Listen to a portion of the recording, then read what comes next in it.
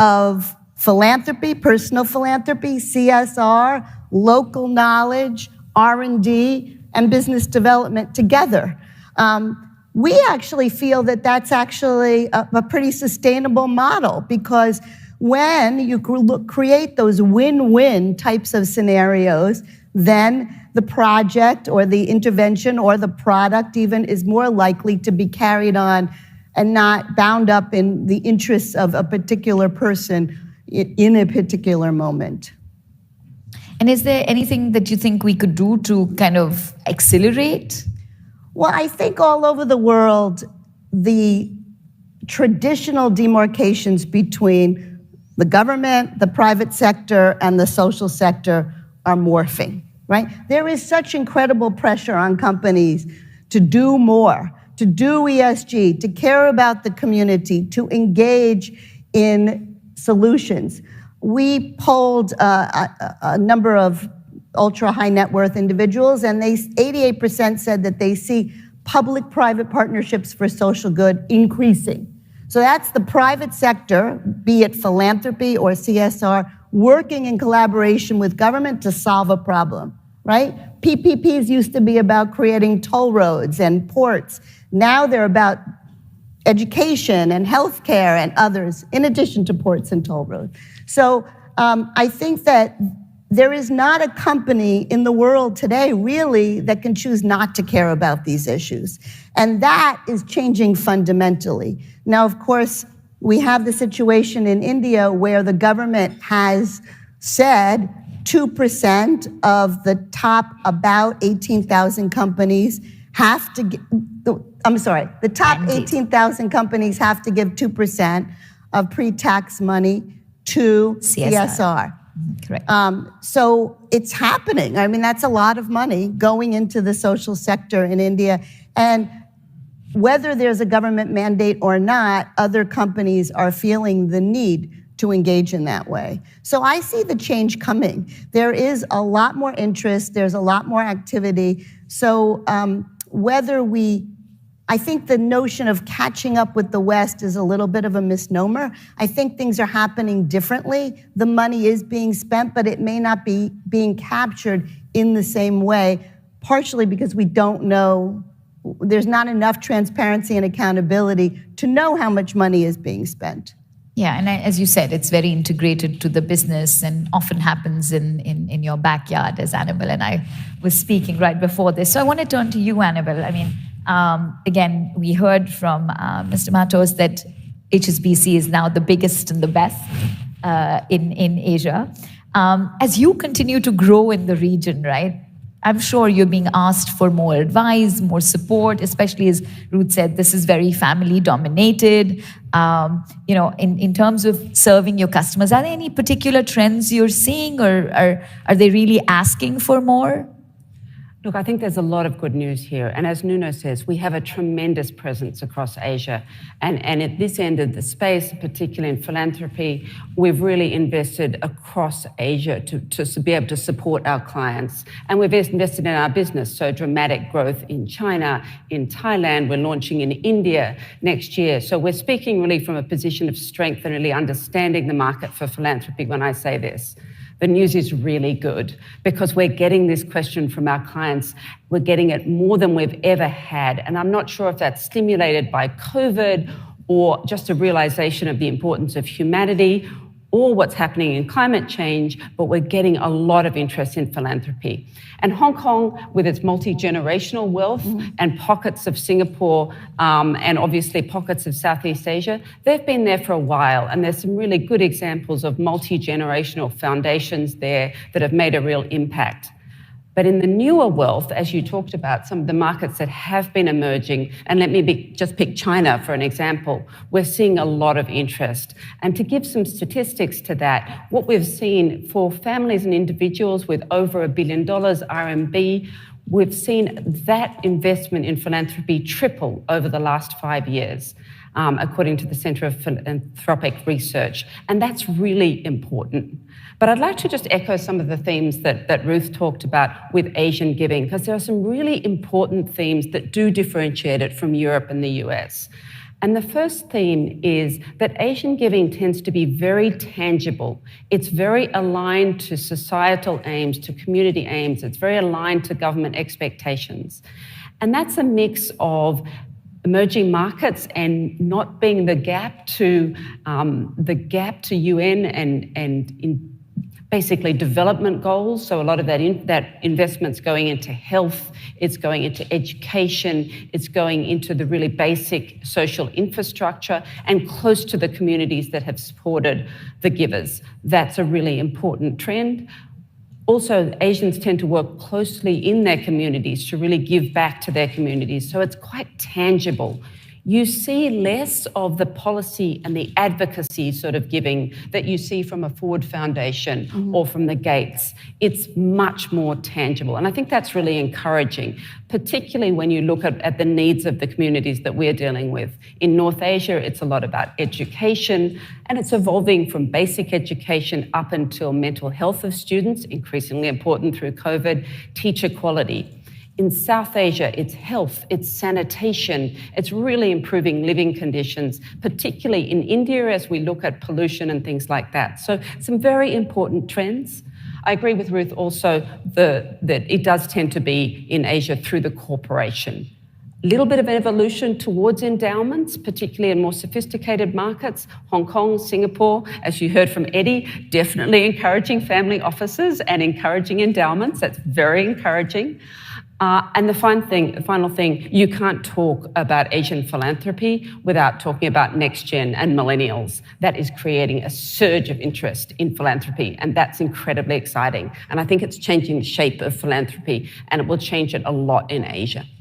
Thank you. That's great. I actually want to pick up on a couple of things both of you said. You know, one trend that I've noticed, and I'm sure a lot of people in this room must have noticed, that there's a lot of more conversation around impact investing, blended finance, and how this next generation, and I know you both touched on that, are really changing the way they do business. So they're really bringing purpose to their business, to their investment portfolios, to their philanthropy. So it's not really separate anymore, right? It's very much a holistic view.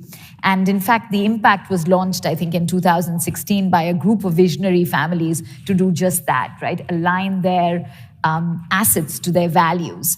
So if I can ask, for both of you to share your experience around that. I know, for example, you touched on climate and how that can be integrated into some of their decisions, both in the business but also in the philanthropic giving. And then I'll come back to you, Ruth.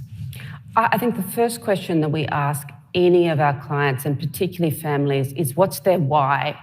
And that's not just about their philanthropy, that's about themselves, understanding what they want to invest in, how do they feel about their health, their well-being, their communities, the world. That why used to be, in particular in philanthropy, about investing back in that community that supported them. But what we're hearing now is that why is changing to a purpose and to a passion. And that's changing the where of where they're investing and where their philanthropy is going.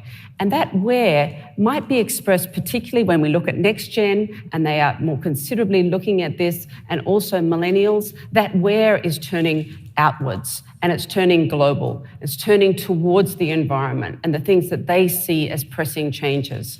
And we're seeing that come through in their investments. First, actually, in their businesses. We're having lots of conversations around energy transition, recycling waste in hotel chains. So we'll talk about their businesses. Then we'll talk about their investments and whether that's excluding certain things that they don't want to invest in or putting an ESG thematic through their investments, or particularly thematics they might want to put in, or sometimes it's concentrated investments for impact. So really investing to change certain aspects, so investing in battery research, etc., for the purposes of a commercial return. When we get to the how, though, of philanthropy, that's a really interesting blend, because suddenly we're looking at business, investment, philanthropy, and impact investing in particular, in a continuum. And what philanthropy gives our families and our individuals and our endowments a chance to do is to really look at their impact investing in a philanthropic view and start to look at impact investing as catalytic capital. Capital being invested that may or may not get a financial return and therefore is more at the philanthropic end, but can change the world. So that may be in very high-risk energy transition.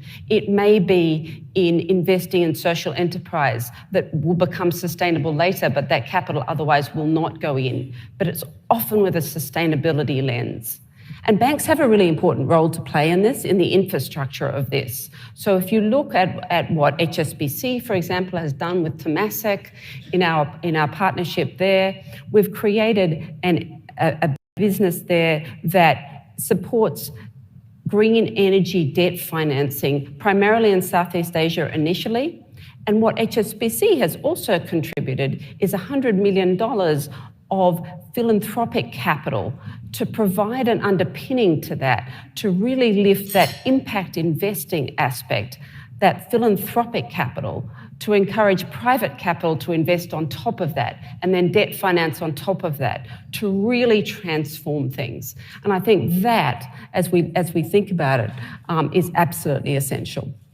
You know, this is music to my ears because, I mean, if all asset managers could talk about, wealth managers could talk about legacy overall and integrate the business with the giving, I mean, we'd be we're moving towards the right direction. And as Mike Bloomberg always says, right, it's the risk capital of philanthropy. You cannot replace that because the outcome, it's catalytic. But Ruth, turning over to you, I was actually reading that CAPS has done a wonderful paper on blended finance and it being a win-win strategy to pool public and private funds, and you talked about that at the beginning. Can you share a little bit more on that, especially from an environment or climate? I'm happy to, but let me just address one point that Annabelle just made. We actually don't see that much interest in cross-border giving.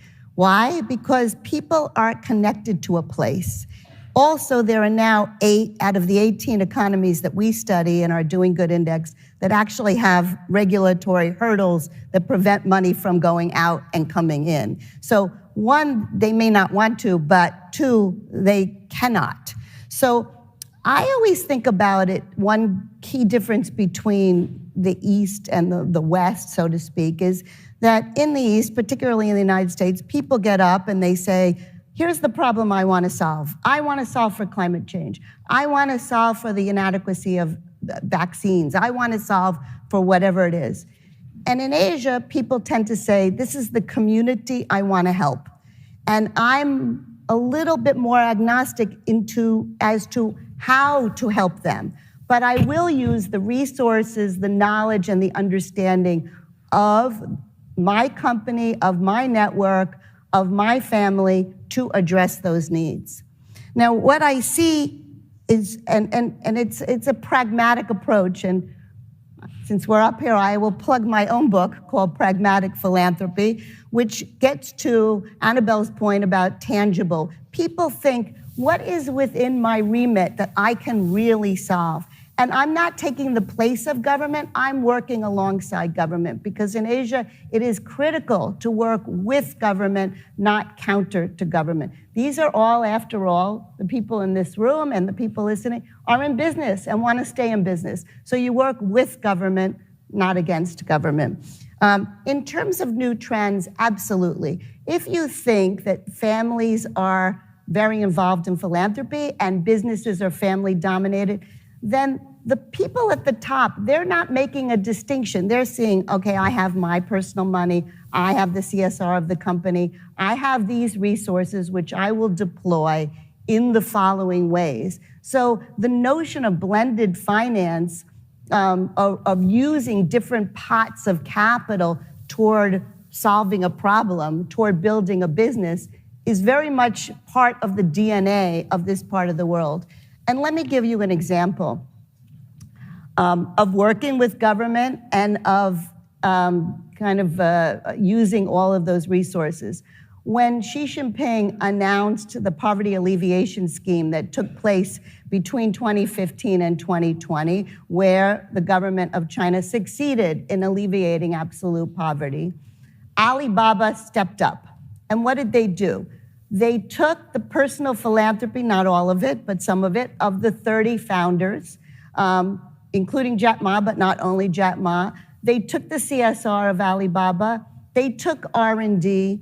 They took business development, and they also were able to essentially work with local government funding to create $1 billion fund to alleviate poverty. So they went into the poorest parts of China and they helped farmers and small businesses scale up, improve the quality, improve the quantity, and put them on the Taobao site. That helped Taobao, it helped Alibaba, and it helped all these people get out of poverty, not for the short term, but over the long term. And that's a brilliant example of how it's going to work, aligned with government and using multiple resources to solve a problem. On a sustainable basis. Yeah, absolutely. Because it's a real partnership. We talked about, you mentioned about the money flows and we talked about the corridors that we need to have. So perhaps we need corridors to help with the philanthropic giving as well, not just investments. And I want to come to another question to build on that, actually. We're seeing with the growth of both wealth and philanthropy in the region, a major push right now, right, from countries to become philanthropic hubs. We certainly see that here in Hong Kong. I'm from Singapore, certainly see that in Singapore. And Mr. Eddie, you just mentioned that some of the things that Hong Kong is putting in place, particularly for single family offices.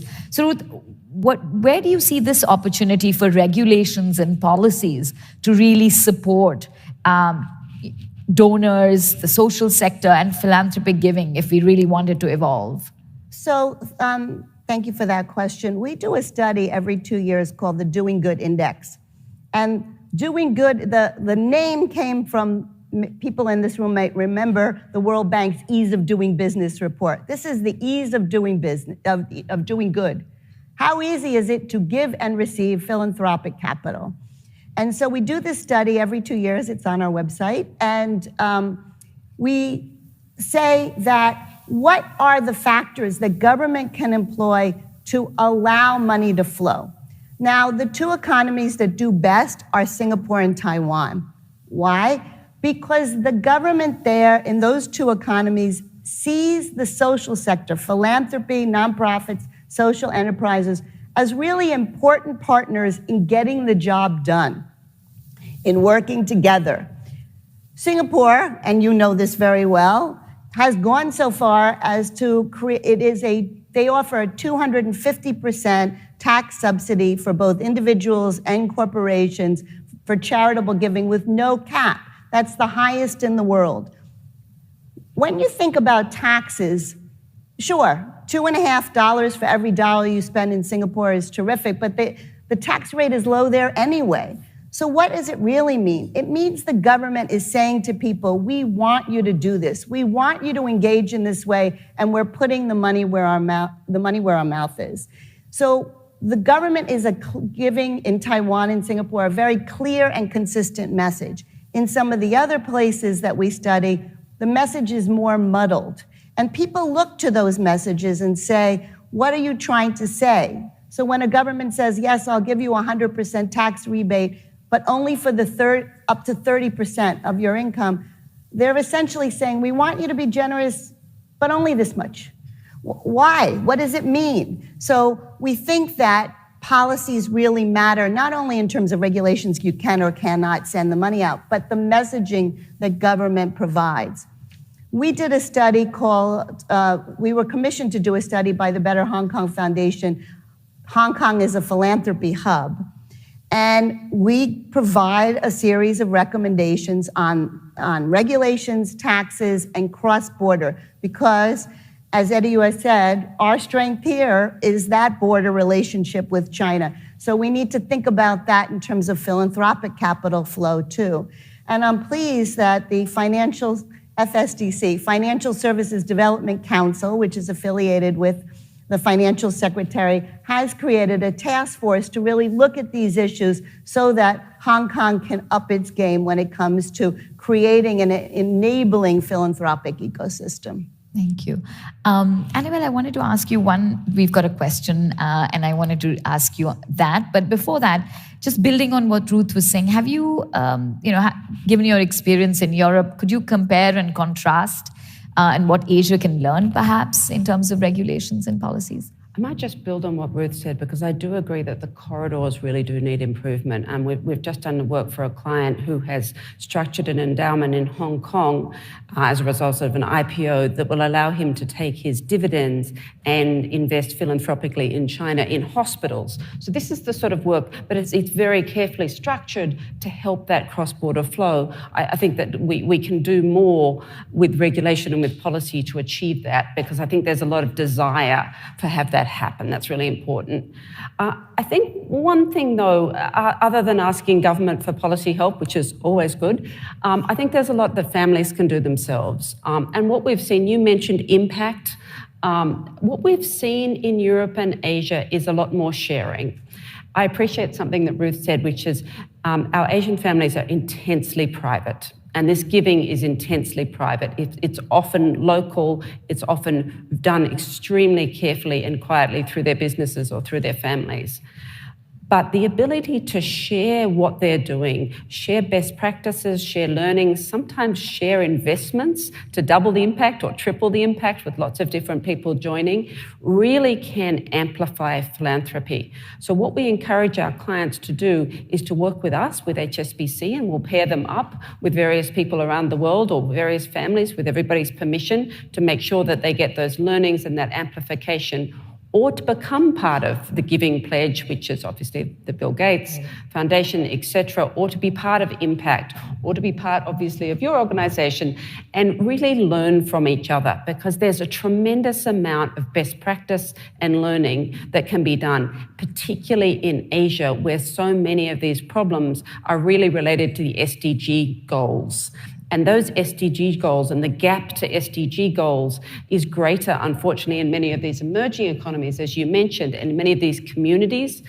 And that's a lot of the targeting and giving. And so learning best practices really can make a huge impact. It's really creating an ecosystem, because Absolutely. we can't boil the ocean alone, quite honestly.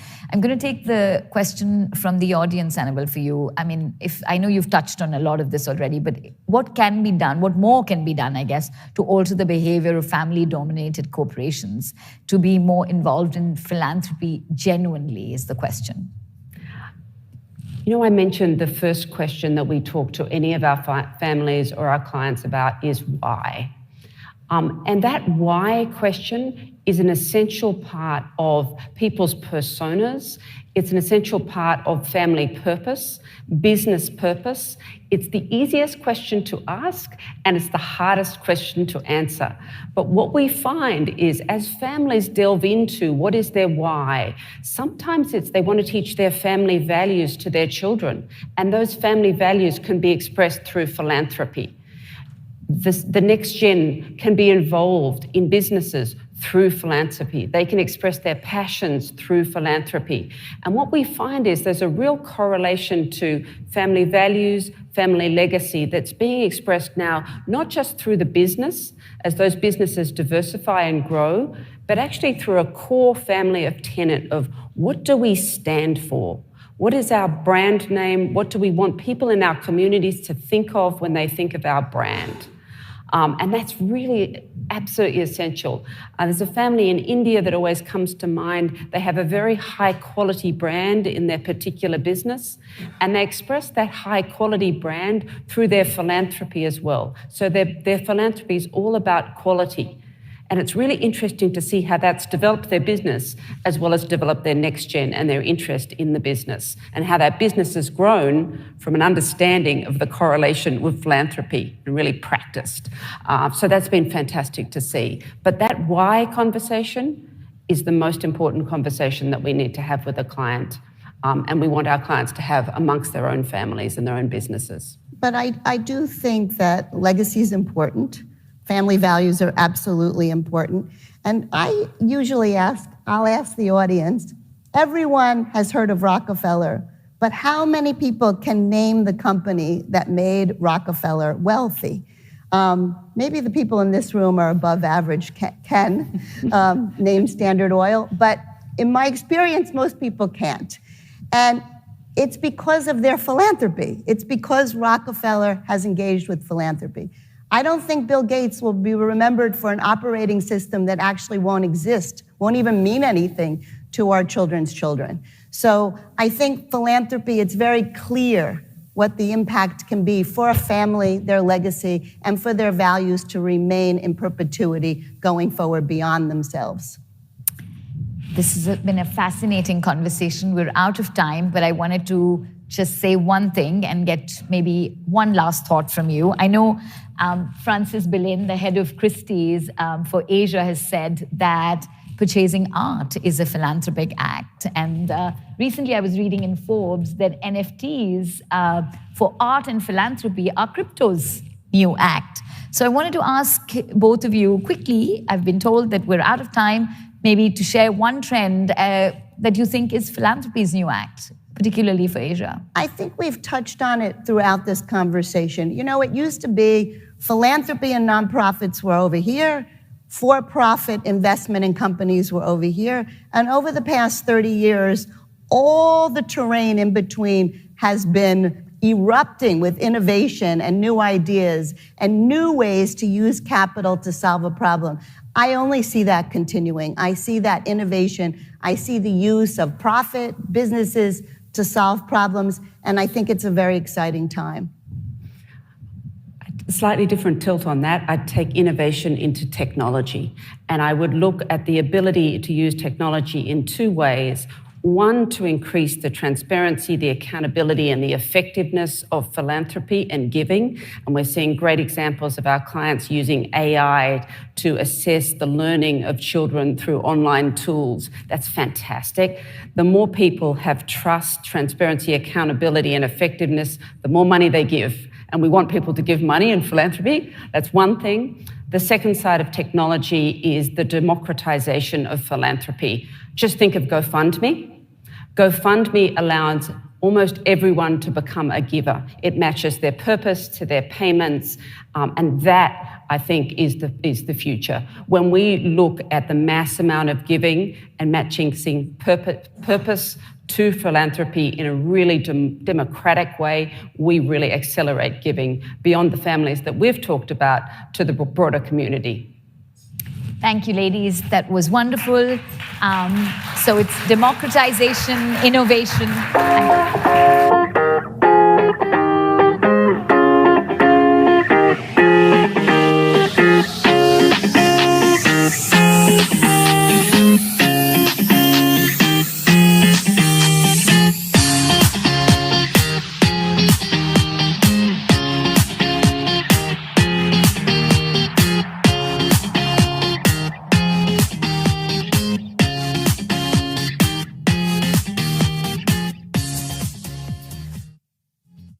Please welcome to the stage Adrian Chang, CEO New World Development Company Limited and founder the Wemp Foundation, for a conversation with Bloomberg's Madeline Lim.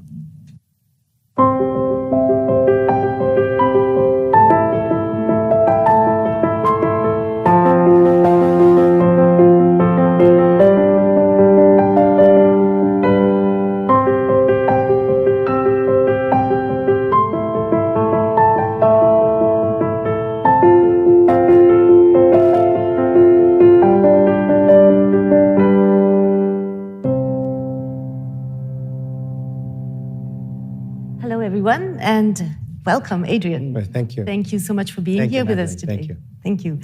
We want to talk as normally when we talk. Obviously, we talk to you at Bloomberg about as the CEO of the New World Development, and we talk about property prices. But that's not what we're going to do today. We're going to talk about WEMP, your foundation.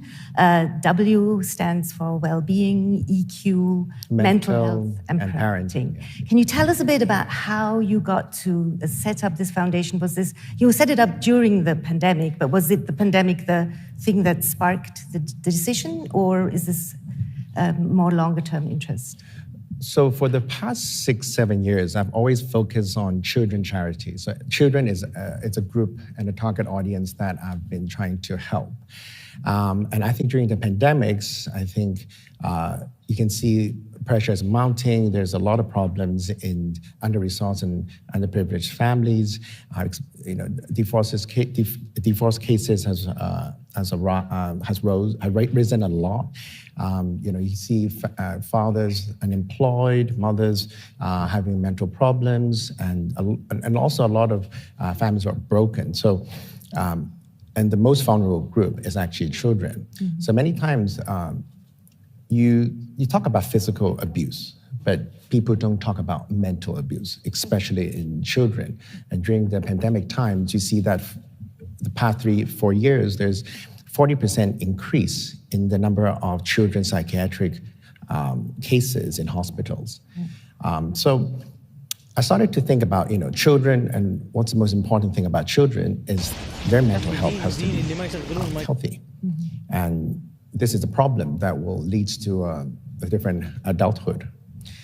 So as a result, I started a WEMP, which focuses on children mental health to promote, to support the wellness and the well-being, the mental health in children.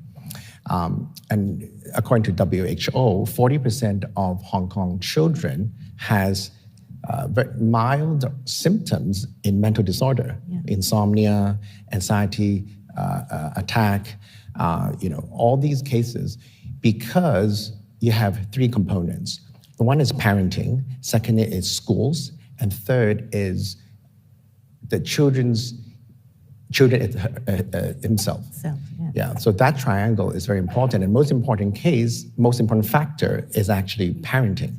So a positive parenting and a negative parenting will directly affect the children's future. And so that's something we need to focus on a lot. So for example, what we did was, our target audience are basically low-income families, under-resourced children, and also schools that need our help. And we partner with a lot of NGOs like St. James Settlements, Poland Kok, Sing Kong Wui, to source these schools in quite more under-resourced districts, and focusing on these target audience. How do you, so what you're really actually trying to do is change the way people communicate with each other and give children and parents the ability to have conversations, right? That's a really big task. So how do you ensure that this progress actually happens, that you actually have the impact that you're looking for when you set up a program like this? So first, the WEMP program is like a triangle. We have the public awareness program first, which we already has served 10,000 children and 20,000 parents. And we cover around 30 schools per year doing a positive parenting workshop with specialists from doctors and also therapists. Doctors like Dr. Phyllis Chan from the Queen's Mary Hospital, ex-psychiatry department head, really curating the program to raise public awareness. Then we have emergency cases that we have already helped around 80 cases for kids who have immediate needs for mental therapy because they probably had a physical abuse problem by the parents, or they have all sorts of reasons. And funny enough, in Hong Kong, it takes 2 years for a kid to seek help in a public hospital for mental health. So that's why WEMP is important, that we can actually go into this gap and try to help cases that are in need. So at the bottom, we have the public awareness program. On the top, we have the emergency cases program. And now we're venturing out into kindergarten, trying to help 9,000 parents, working with also the government, hoping to get government funding in going to do positive parenting in kindergartens as well. Yes. And social impact is also impact. So we have impact measurements from third-party institutions, for example, Ernst & Young doing our social impact measurement. But most important thing is to really go down into the program and find gaps that because many times when we are looking at crafting a program, we think we're doing that, and we have this feel-good effect, and we want to help all the children. But once we're going to the program itself, we felt that there's a lot of problems and gaps that are not well designed. So, for example, for our awareness program, which we implemented in all the under-resourced districts, such as Shamsherpol, I did a visit a few weeks ago on one Saturday, and it was a public awareness program. 60 parents enrolled, and we have sessions, we have therapists, and we have self-help group. The parents were very happy. We have volunteers helping them to understand the problems. They're talking about their problems. They're sharing their sorrows about family problems and so forth. But then I asked a question. I said, "What school is this?" This school is it's a subsidized school. 30% of the schools are really, really under-resourced and underprivileged families who live in subdivided housings or really bad conditions, conditional housings. And I asked them and said, "Are these 60 parents part of how many are those 30%?" And then actually the headmaster said none. Even though it's a subsidized school, these parents are all grassroots parents, which we want to help as well. The most targeted audience that we want to help the most is those 30%. Right. But we couldn't get those 30% into the session. And the reason why is those 30% usually into those target groups, they want to hide in the dark. And the session, going into these sessions. And the reason why all sorts of reasons, is those 30% because of money problems and so forth.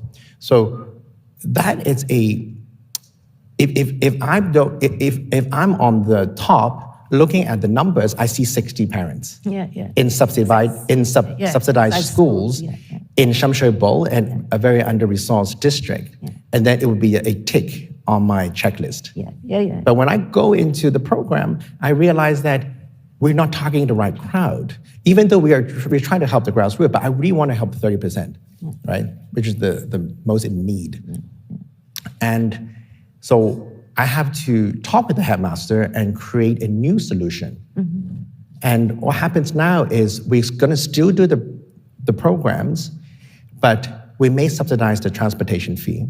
And also we need to provide dinner for them as well. Of course, Because many times these families are very money sensitive as well. Because they don't have a lot to they have no free exactly to spend, and they probably apply for a social benefit grant or teacher assistant grant, so they don't have a lot of disposable income. So as a result, once we solve that, we can attract the right targets that we want to help. And you're building a structure, right, where okay, the next time you roll this out in another district, this is how we need to think about this, right? So many times when we are donating money, we're doing charity, it's a feel-good effect, it's great.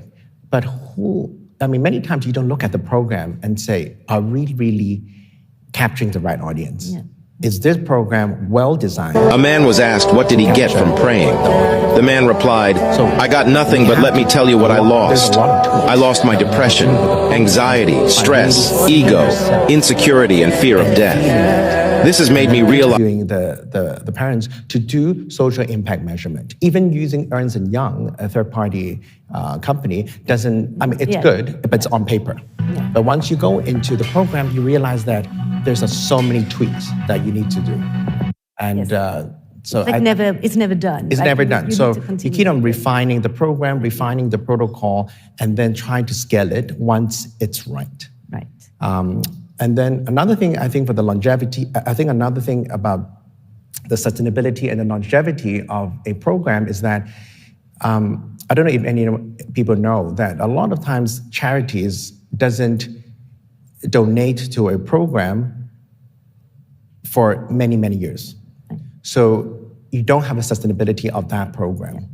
So what we do is we try to support that program as long as possible so that you can see the ultimate and the most powerful effect of the program. Well, because it is a very broad, very comprehensive goal, right? So this will be a multi-year, generational thing that you're trying to change here. Do you think that this is exportable, this kind of a model? Just in general, would you see this ultimately having web foundations across Asia, or collaborating with other places, or collaborating with the government? Yes, we would love to, collaborate with the government and also other families or other charitable foundations around Asia. So WEMP is not just for Hong Kong; it's for Greater China and also Asia. So I think collaborations, 1 + 1 = 3 = 4. I think it's important, and also to create an alliance in Asia. It's something that I'm looking forward to as well. Yeah, because I think mental health, as you mentioned, one thing the pandemic taught us is, right, that we are not just physically present, right? Building mental resilience is really important. Yes. Yeah, excellent. I think if okay with you now, I'd like to talk a little bit more broadly. We've already sort of ventured into this a little bit more broadly. If somebody is thinking about setting up a foundation, you've set up several foundations, what would be your sort of advice to that person around how to think about it?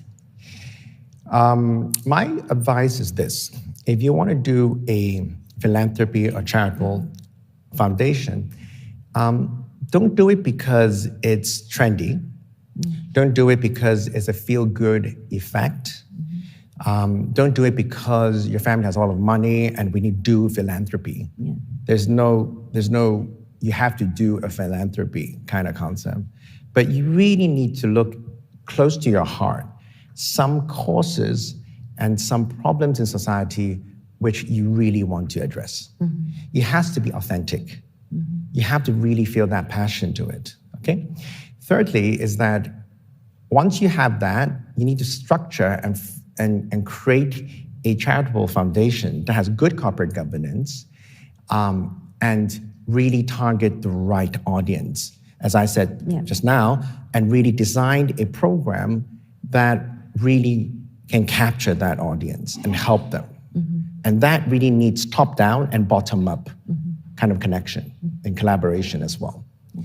I think that's very important. I mean, a lot of families in Asia has a lot of money, and they donate to this organization, they donate to this, and they do impact measurement, but they have never seen the program. They never actually go to the program and see what they're doing and understanding what is the cause, how they're doing it, how much administrative cost they're using. They have not really looked into that, but do it because they need to do a philanthropy foundation and help the world, right? So I think these are, for me, I think it's personally, I think we should not be incentivized by these factors, but really first identify your authentic passion of authentic cause that is close to your heart. So for me, children is something that is very, very close to my heart.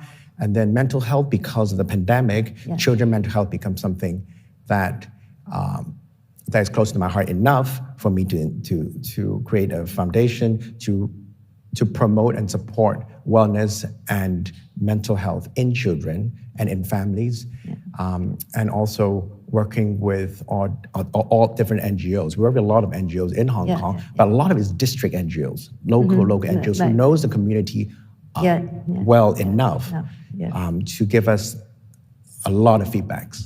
So basically, do you think that there's a shift in the way people, sort of the generational of philanthropists is shifting? Because in the prior panel, they mentioned that, a lot of philanthropic efforts in Asia are sort of, people are very private about it. But this, when I listen to you, you have to really own it and be there and be visible about it. I think we have to be visible about it. We have to, because we need to raise awareness about it too. It's not about me, it's about the cause. It's about really letting people understand the problems in your cause, right? Right. So many times I think old traditional philanthropy in families are talking about, they talk about education, they donate to all the different causes, but I think it's important to really raise awareness. And then also do a lot of collaboration and build alliances with other families or other charitable foundations to increase that awareness across all Asian countries. Right. Yeah, I think that's very important. I think that's a new also paradigm shift for philanthropy as well. Yeah, I do think that particularly when it comes to mental health, right? And yes. That is something that a lot of people don't. And many times mental health, especially in children, is neglected. Yeah. Because children do not tell you what they're really feeling. No. Right? Yeah. So we do have a program called the Compassionate Program where we use emotional cards to let small kids to express and define their emotions. Are you happy? Are you depressed? Are you guilty? What are you feeling right now? And there's many times it's a good way to let them to express the emotions, define the emotion, and put it on the table. And let them see that is this stress or why are you stressed? So for kids, it's good because they can tell their parents and using emotional cards to tell their parents what they're really feeling. Right. And hopefully start a conversation. Exactly. Right? And then sort of take that a step further. I want to address one issue that we talked about really briefly was your collaboration between WEMP and the Cambridge University. Yes. Because I think that's a big piece of modern foundations, right? Yes. Is that data-driven element. Exactly. So underneath the triangle is also found research programs too. So we have research programs working with specialists and professors from the Cambridge University to actually go into and create a task force going to Hong Kong to really examine the socio-cognitive skills, children mental health development, and kids' readiness of Hong Kong children. And the research and the report will be issued, I think, third or fourth quarter of this year. And that's very important for us to understand from a research point of view, from a research perspective, what are the gaps and how do we improve our programs a little bit. So that's also for sustainability of the philanthropy and foundation and also for the longevity of the foundation as well. And I think as a base, that is the fundamental rock as well. And we only started for 1.5 years, so we have a lot of things and factors that we need to improve. So we're still learning and we're still growing as well. That's great. Well, thank you so much for sharing your insights, Adrian. Thank you. It's lovely to see you today. Yes, and good luck. We'll have you back to tell us more about how things are going. Great. Yes. Okay, great. Thanks, everybody.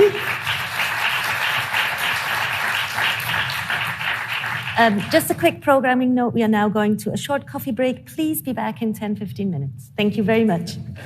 Thank you so much.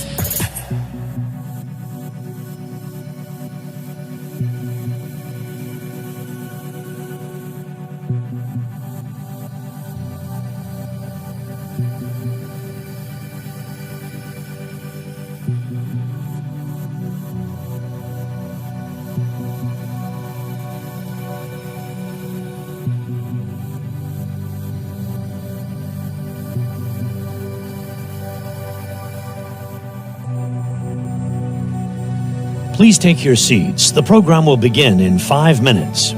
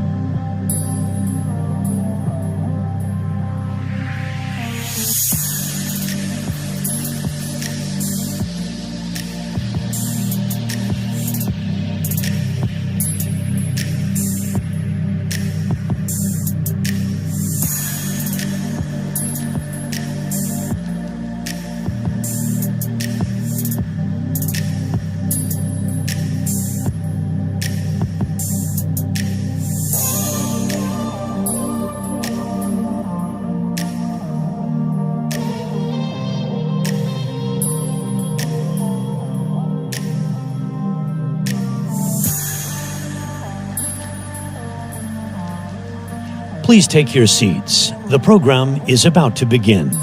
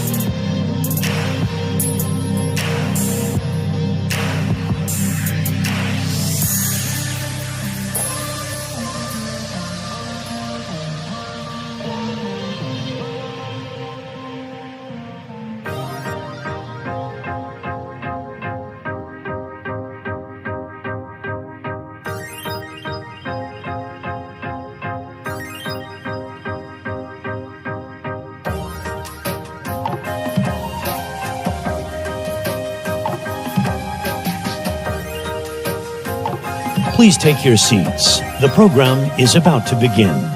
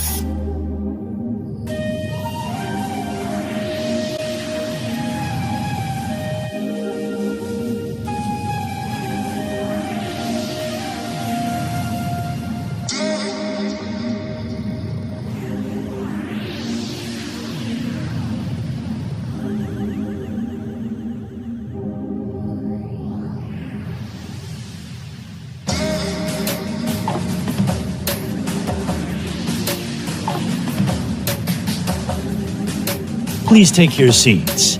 Our program will now begin.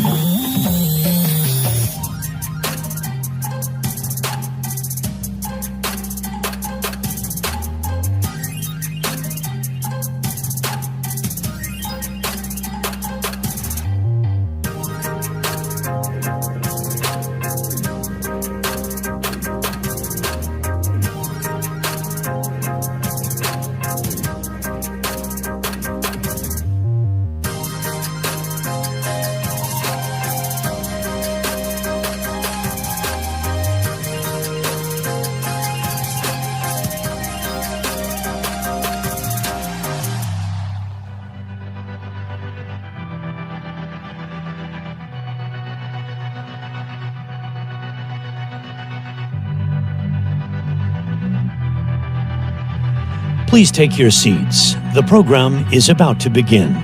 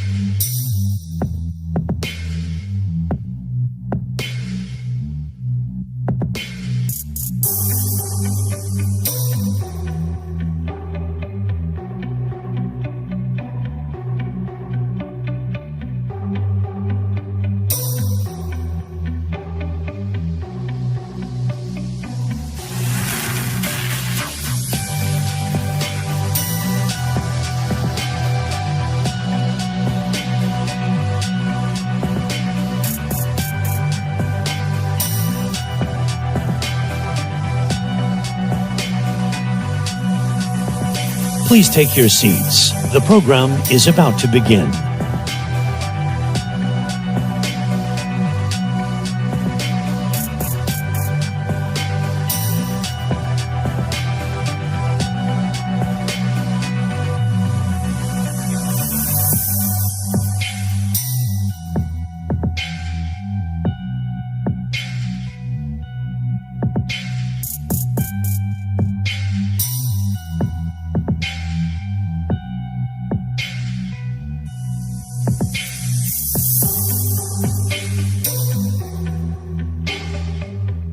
Hong Kong, a city of opportunity. Invest, where the world's most prominent international brands are flourishing, in a place that nurtures businesses so they grow. Building connections between East and West. Set up shop in a place where an entrepreneurial spirit abounds. Launch and expand your business where smart also means safe, where you can easily find the talent with the right backgrounds and skills. Invest Hong Kong is here for you to get you started and help you grow, where business goes to grow. Please welcome to the stage Bloomberg's Madeline Lim.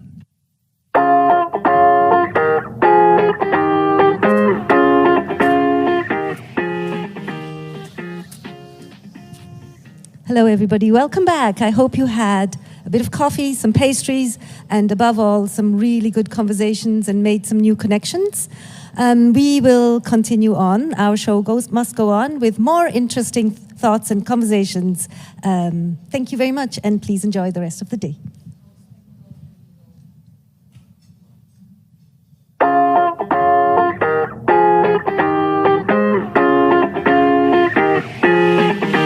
Please welcome to the stage Desiree Wong, China Country Head and Chairman of China Management Committee, JP Morgan Asset Management, for a conversation with Bloomberg's Denise Lee.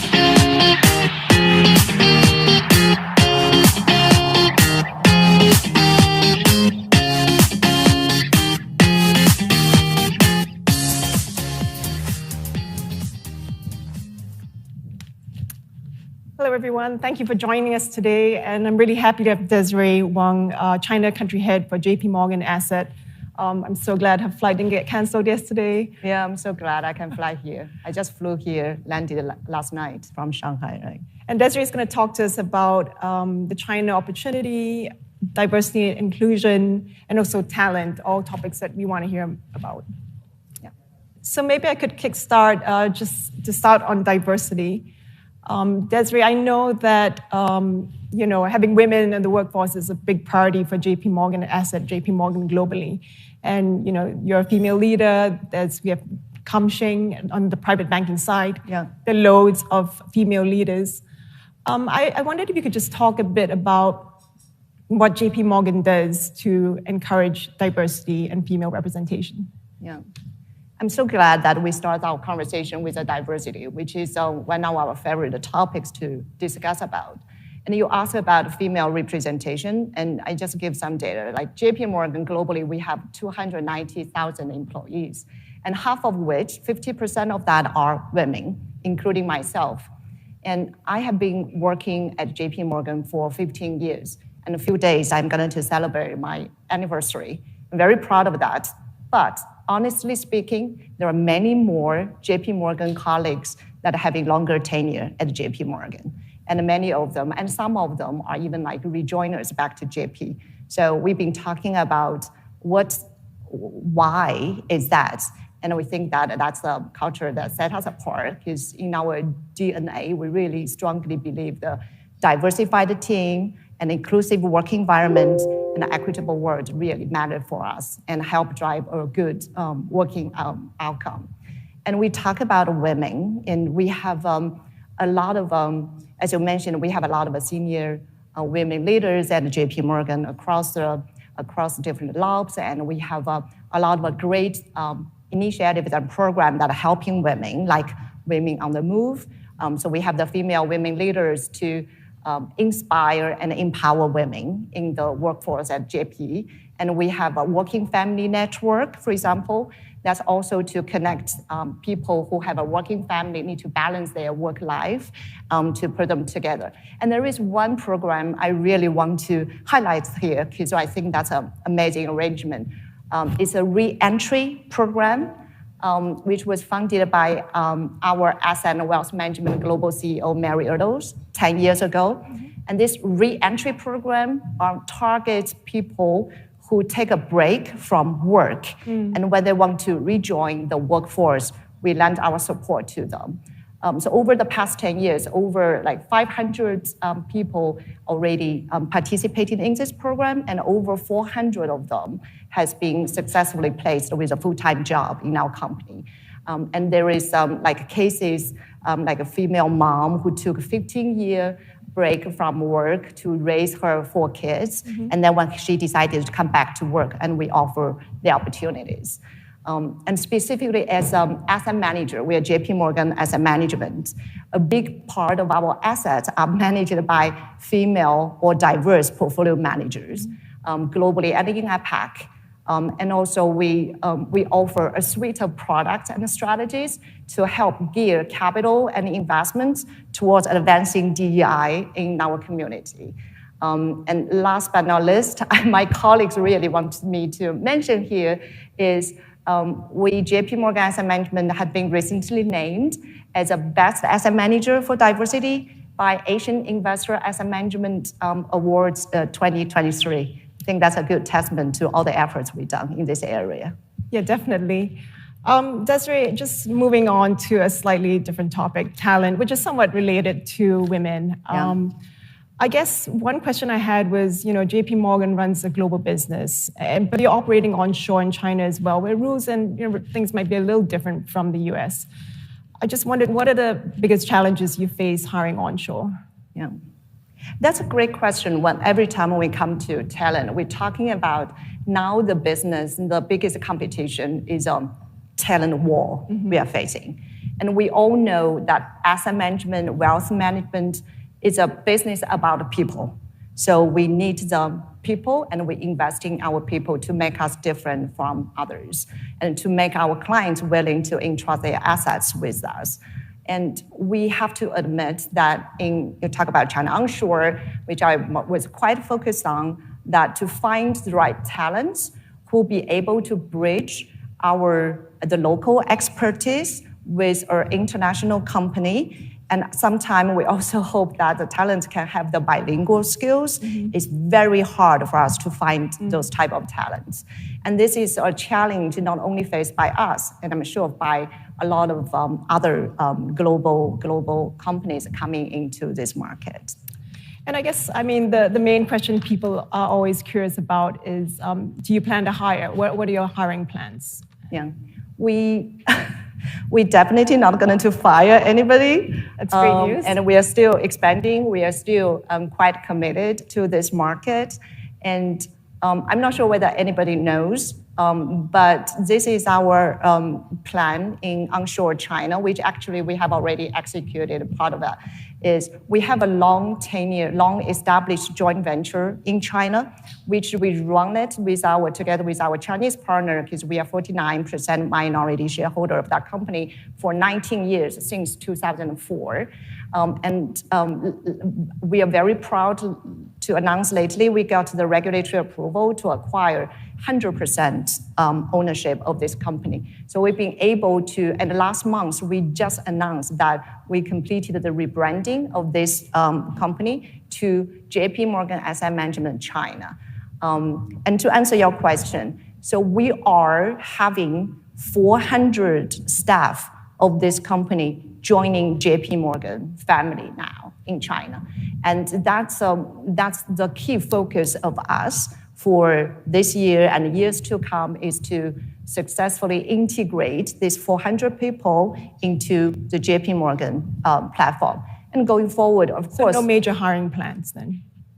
Yes, but we continuously gauge the business needs, and we continuously go to market and find the right person. Yeah. Right. I guess just touching on the, you fully acquired your asset management company onshore, as you mentioned, which is a big move. And, it's hard to get and understand, these things are not easy to get in China. And, you're somewhat in control of your own destiny, so to speak. I guess the question, what advice would you give to people who want to get full ownership? What are steps? What's the process like? I have to say, I don't know, I look at the audience, I'm not sure how much of you been working in China, try to go into China, etc. But I've been working my career on China, and this is the thing I always explaining to people about China is, when you look at China, China is not an if question. It's more of a one question, W-H-E-N, one question. The reason I think that, because for if question, it's easy to answer for China, because we normally basically understand and can know that where it is heading to. So we know the simple way to answer a lot of those if questions. But the challenge of operating business in China is the one question. We don't know when it will come. We know the renminbi internalization. We don't know when it will come to the next stage. We've been talking about a pension and a private individual retirement pillar. We don't know when it will scale up. So the key question, the key challenge is people don't know the answer to the one question, the pace of a lot of things that's happening in China. And China is an amazing market. Sometimes things happen very fast. Sometimes things happen very slow. So my advice to a lot of people who want to do business in China, if you are committed to China and if you hold high conviction of this market are going to offer you massive opportunity in the long term, you're going to just stay invested in this market and stay focused in this market instead of in and out. And you are trying to time the market. No, it's very hard. And that's exactly what JP Morgan does. So we coming, as I said, we coming into the market, we set up the joint venture very early on in 2004, 19 years. It's a bumpy journey for the 19 years because we don't know whether we can take it over. The regulation is, there are so much uncertainty about the regulation, about the pace, etc. But we also see there are period of time, everything accelerated. There are period of time, things become quiet and a little bit slow. You just need to be there for the long term. You need to be there and stay patient. So that's absolutely my I don't know whether I call it advice, but it's our takeaway for that. Can I just ask you, now that you finally have full ownership, what are your plans? I know you're integrating and you're working on that, but are you able to shed any light on your plans now that you finally control this? Now, I can be able to talk about this in more details in a few months' time. And that's $1 million question. And in short, our plan is definitely use this company as our main operating platform in onshore China. And we're super committed to invest all the resources needed to make this platform the best, the leading asset management company in China. I always say that because of the combination I just talked about and the requirement for talent we're asking for, we really think we are the best positioned to be the most international local company, because we've been there for 19 years already, and the most local global company in China. So that's our very outstanding competitive advantage. So Desiree, I just wanted to also ask you maybe to just change tack a bit. With China going through like a tough time the last 2 years, COVID, I think a lot of wealthy individuals now want to diversify. And as part of that, they're buying overseas assets. Yeah. So, QDII is there, QDLP. I wanted to know, like, what sort of demand you're seeing from investors. Are you seeing, like, rising demand? And what are they interested in buying? Yeah. I think this is very interesting. I always like to talk about two underweights when we look at China. And one underweight is we talk about how underrepresented China is in global investor portfolios. But at the same time, you will be amazed and surprised to see how underrepresented global market is in Chinese investors' portfolio. So I don't have the latest data in hand, but I think the number of the financial households, the assets investing offshore is probably below 5%. So even if the needle moves by 1%, 2%, that's a big number. And you mentioned about QDII. I think I'm assuming every one of you knows what is QDII. So this is a quarter that allows people to invest offshore. And so far, I think there are around like $160 billion a quarter in the market. But if you look at the QDII funds in the market, there are probably more than 200, but only like 30-something billion dollars in AUM for those QDII funds in the market. And also you can see a big home equity buyers from the domestic investors. When they first do their offshore investments, most things they invest in are stocks, bonds issued by Chinese company going offshore. So they are still buying Chinese companies. But we start to see the trend of definitely the need for global diversification and a definitely need for a true global diversification where you're not only buying offshore listed Chinese companies, you are buying the true global blue chip and other opportunities. So let's go back to my point is, we know the answer to the if question. Definitely there will be demand, and definitely the demand will pick up. We are gradually to see the one, so it's gradually picking up. And I would think that it takes time for people to have a great investment experience, and it takes time for investor education, takes time. And also this is a responsibility on all of us. We need to bring in a great products to onshore investors. And I think that we are very positive on the prospects for the QDI and our bond investments from Chinese investors. And I guess another question I had, and I see the Q&As are coming up, I wondered what, like, I guess going back to the wealth creation theme, it used to be that in China, it would be this big IPO machine, like tech entrepreneurs would, just go IPO and they'd raise all this money, and that would be the wealth creation. But we've seen crackdowns of the last few years. I just wondered, what do you think are the next wealth drivers for China? Yeah. I think China ranked second. I read this. China ranked second in terms of number of millionaires and ultra high net worth individuals. And I also believe that with China on track to become the largest world economy, and the short-term disruption by COVID will not dent the bigger picture. And the bigger picture is we still believe that China's number of millionaires will double by 2026, and also talk about the new wealth creation coming from. We think there will be a lot of new sectors because we see a rapid rise of the new emerging sectors like new China economy type of things, and this is a very interesting contrast.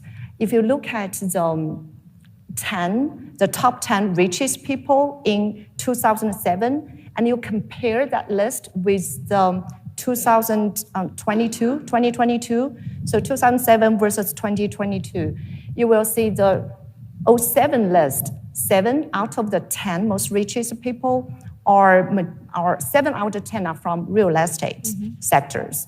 And if you look at the list in 2022, the people are coming from a much more diversified list of industries and consumers, internet, hard technology, biopharmaceuticals, advanced manufacturing, etc. So we see the rapid rise of those new economy, emerging industries, and that's I think that's, and also you can see that from geographical location perspective. Tier 1 city remains a core, but you can still see the cluster be expanded to more like Tier 2 cities and surrounding areas. So I do think that China still presents great opportunity for in terms of the state wealth creation for asset and wealth managers. I think I'll just take a couple of questions from the audience now. The tough questions. I guess one of the questions is, what's your view on the growth of the ETF market in China? Very quick. It's growing super rapidly, and I think it will grow even more rapidly in coming years. And it has been growing at double digits, and it will continue to grow at double digits. I think it's now about like $200 billion, still small, relatively small portion out of the whole $4 trillion mutual funds in China. But the portion of it is increasing. I hope I answered the question, but that's an area we're going to pay a lot of attention to in terms of our future build out of the onshore platform. I see, okay. I think that wraps up our session, but thank you so much, Desiree, for sharing your thoughts with us. Yeah. Thank you. Thank you.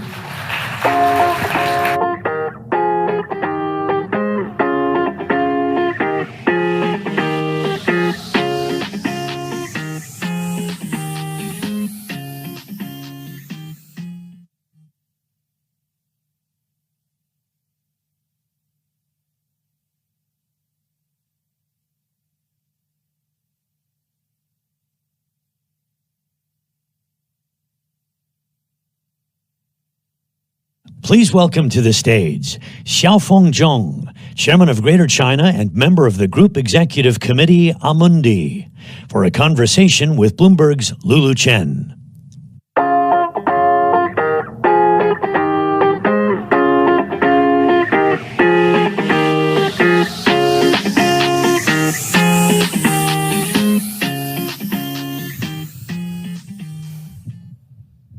Welcome, Xiaofeng. China is emerging from COVID, and tell us what has happened to the asset management industry in the country and what Amundi has been focusing on for the past 3 years. Yeah, maybe not only the last 3 years. The last 3 years clearly are years associated with COVID and COVID-led disruptions. But before 2019, basically at 2017, 2018, China has started the restructuring of the asset management business after an initial period of fast growth or even wild growth in the sector. So basically in 2018, in April, the government has issued the asset management regulation. This regulation has kickstarted the restructuring, has reined in the shadow banking activities, such as non-standard products, channel business. So that has started already in 2018. And then in 2019, in July, the State Financial Stability and Development Commission has issued the 11 measures in favor of the deepening of the open up policy. And this has led to the wave of creation of foreign majority-owned JV, wholly foreign-owned FMC.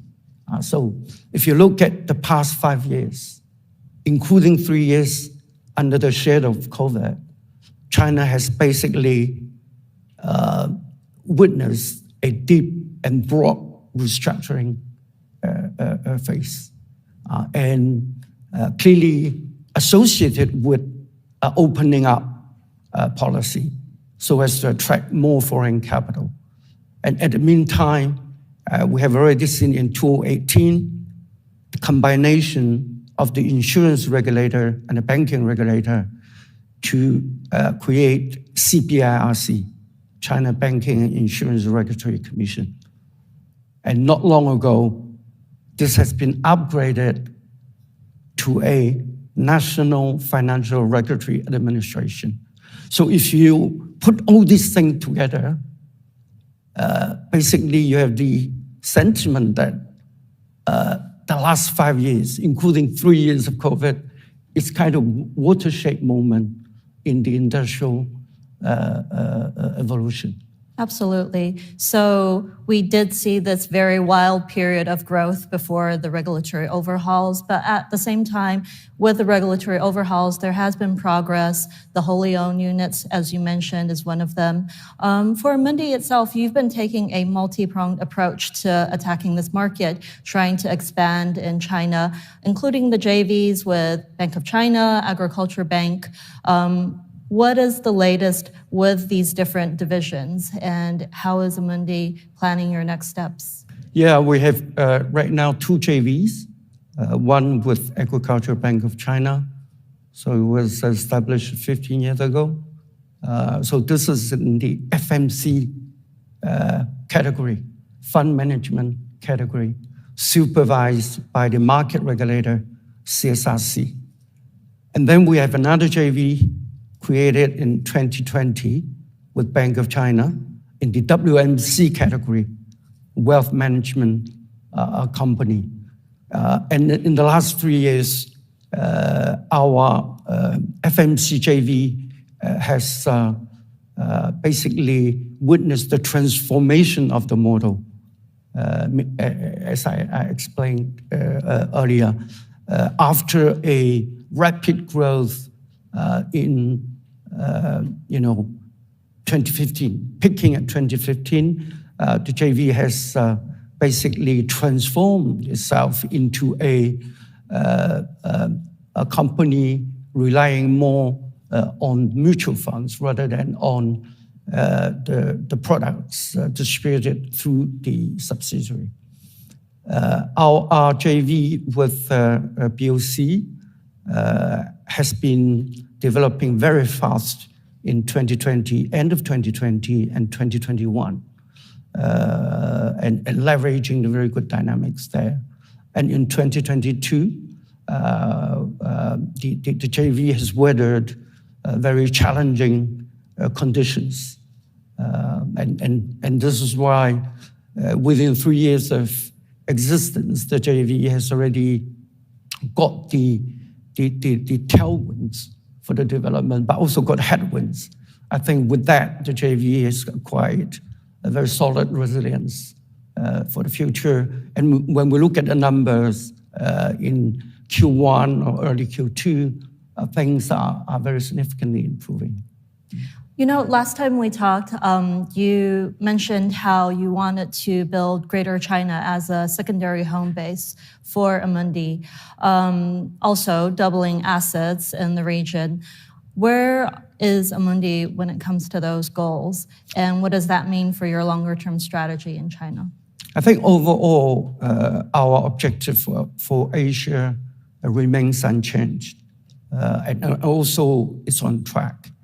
And obviously, with all the investments we have made and which will be made further, we are doing all we can to contribute more to the Asian growth of Amundi, especially again through the Chinese entities.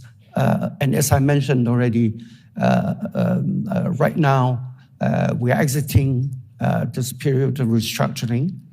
We are now on a more sustainable ground, and the regulatory environment has improved very significantly. So we're entering now a new era with a more long-term and more sustainable growth. Basically, when you look at the two key segments I commented on earlier, FMC, WMC, basically each segment has roughly 26 trillion RMB in AUM, more or less equal. And combined, they represent 40% of the overall Chinese AUM, roughly 130 trillion. Combined, roughly 54. And basically, they're going to grow further, especially, I think the WMC will also continue to grow because the story is very short. The products of issued by WMC in the past was carrying an implicit guarantee. Now the products are all NAV-based, mark-to-market based. And actually, when you look at the number of investors in the WMC product, the number is very limited. For the whole China, you have less than 100 million investors in the WMC segment, and 95% of them are retail investors. So this is a very interesting segment offering deposit substitute products to bank clients. And again, when you look at the situation in China right now, the households still have more than 50% of their wealth in cash and deposits. With the GDP per head exceeding $10,000, we're going to see the acceleration of inflow into financial products. We're going to see more important reallocation to financial products. And another very important pillar in support of the growth of the industry is the pension business.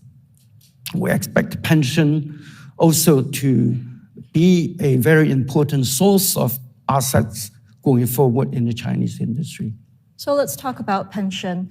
As of now, global asset managers are making some progress in this space, very slowly. It is a very preliminary stage of development. What would you like to see more in terms of regulatory support and also in the industry in order for global asset managers to commit more to the space? I think pension is part of the social security net effort. And it's key, but also sensitive because of the social implication. So the regulators and the government want to make sure that they're doing right things. So this is why you have got typical pilot program to test ground. The pilot programs typically are limited in a number of pilot cities with a certain quota. So this is why it will continue. It would try to get experience in serving, in meeting the need of the savers for the pension and retirement objective. And it's clear that in a country like China, with 1.4 billion people, authorities are quite cautious when it comes to this kind of sensitive social topic. But I think the roadmap is there.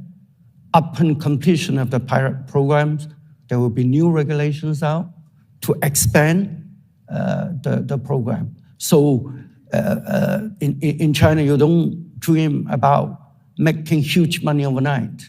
But clearly, if you bear in mind the objective of deep cultivation in the market, you work on the brand, on the talent, you work on the plan to upgrade your on-the-ground capability, and then you will harvest all the investment you have made and you'll be making.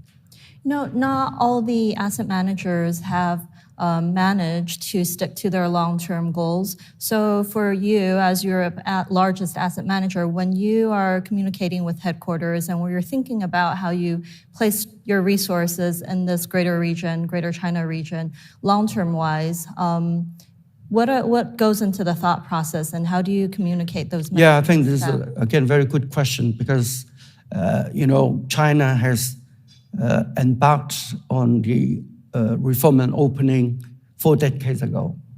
And we're always saying that it's a long-term investment, long-term journey. I think as a corporate executive, we have also to bear in mind the profitability of the investment. We have to do an in-depth feasibility study so as to combine short-term and long-term, to improve the overall credibility of our projects. Thinking long-term is definitely key for the image, for the brand. But at the same time, in order to be sustainable, you have to combine both short-term and long-term. It's about credibility. And this is why we are very determined in pursuing all the development options in China. But it's very important for us also to do it right for our 2 JVs, do it right for our private placement entity in Beijing QDLP, and at the same time, we look at all the other options which could boost our growth. And also, we believe that Chinese asset management market will become a huge market on its own. The market will be like the North American market, will be like the European market, with a very specific and strong regulatory framework. So it's important that we elevate the setup, elevate the seniority, the commitment, and the technicity of the setup. By doing that, over the time, we can capture the opportunities. So really making sure that the commitment is long-term and managing the expectations of profitability versus the longer-term growth. With the US and China tensions, how are you as a European asset manager positioning yourself? I think with the geopolitical tension, and we see already that China is implementing a strategy named double circulation, international circulation, that has been on for decades, and also domestic circulation, betting on domestic consumption. I think with the geopolitical tensions, clearly we will see more and more domestic circulation. So meaning that China will beef up and strengthen the resilience of the market amid a changing geopolitical environment. And this is why, for this region, as I mentioned earlier, it's key for global asset managers to get into this market with a setup that is seniorized, with a stronger technicity, with stronger autonomy, so as to stay there and capture the opportunities. Now, we have been operating in China since 1982. so more than 4 decades. I mean, we have already seen many challenges of different nature. And I think we have also acquired experience in dealing with different challenging situations. So I'm confident that with that in mind, we will also continue to navigate the new situation in a sustainable way. In general, I mean, the worst is not always certain in the future.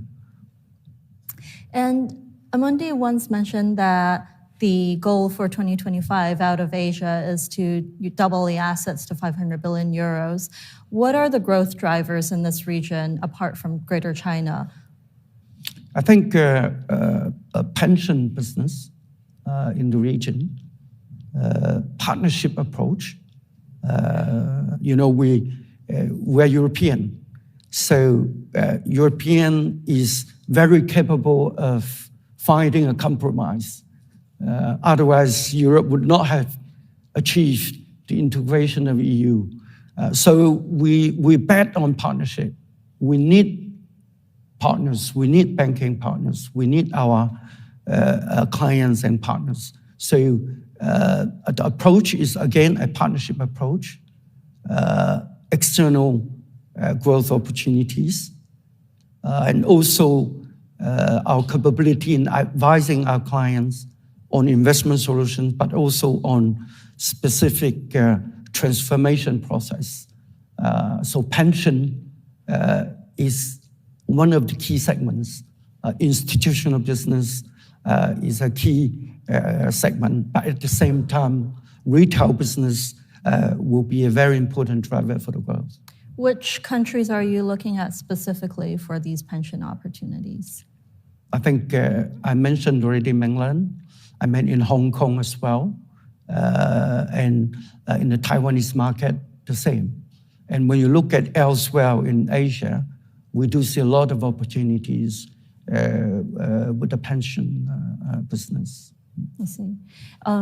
What have you seen in terms of client or customer appetite change when it comes to investing? You mentioned the wealth management business, the CSRC overseeing fund management business. To many outsiders, it almost looks the same, but you on the ground looking at the appetite of investors, what are the differences and how do you adjust your strategy to cater? Well, if I focus on China, I would say that clients who are used to products carrying a guarantee these days try to invest in products that beat the deposit rate. They may not like volatility in the mutual fund market, and then they try to allocate more money into products that are beating the deposit rate. So typically in China, we see fixed income plus, mostly fixed income, with a pocket allocated to equity so as to enhance the return. And second, we also see the pickup of interest in the ESG theme, like renewable energies, climate change, net zero, this kind of thematic funds in support of the energy transition. And this is also a very important strategy. And as well, they look at what we call balanced fund in the mutual fund markets, allocating partly to bonds and partly to equity. Well, Xiaofeng, that's all the time we have for our panel. Thank you very much. Thank you.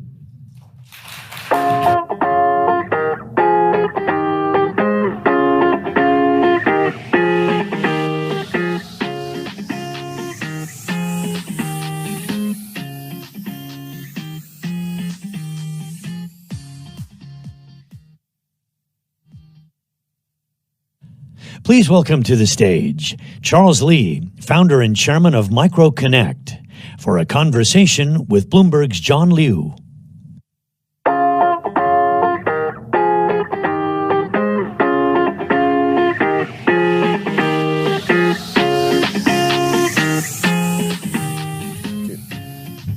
Why don't we get started quickly? We want to take advantage of all the time we have. So Charles, you are trying to fix one of the most glaring problems that exists in modern finance today, and you're trying to do it essentially by creating a brand new asset class, which I think is amazing. But before we get to that, with your background, you were the CEO of Hong Kong Exchanges and Clearing for a decade. You were the chairman of JP Morgan China, the president of Merrill Lynch China. Looking out today, in the US, we've had 4 regional bank failures in the last 2 months. We have another bank, PacWest.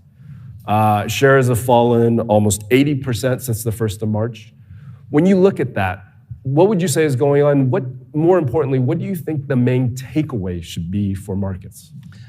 It's very, very hard. I mean, this is really one of the rare times that I have seen where, on the one hand, you think so much bad news have already been priced in the market, whether here or in the US, particularly here. And then you would have thought anything that positively happens, the market should really have a pretty strong rebound. But on the other hand, other people arguing that so much, even much worse news have not yet been priced. And things could get a lot worse before it get better. And I don't really know. I don't really know which side I am on. But it is quite clear that investors today fear is absolutely in control rather than greed. And I think this is the time you probably, wanted to make sure that you wait until you see greater clarity. But I don't even know what is the point of clarity, because the Fed, the banks, monetary policy, and all of those issues are US-centric, a situation that most of the investors in Asia have very little ability to handicap it. But on the other hand, the sign of US relations and the East-West conflict, and whether that's going to get a lot worse before ultimately can normalize, the war in Europe. A lot of these things just created a very rare moment in history that I don't really think any investor are able to go back and look at any particular period and be able to take a reference. And unfortunately, this is the reality that we have to deal with.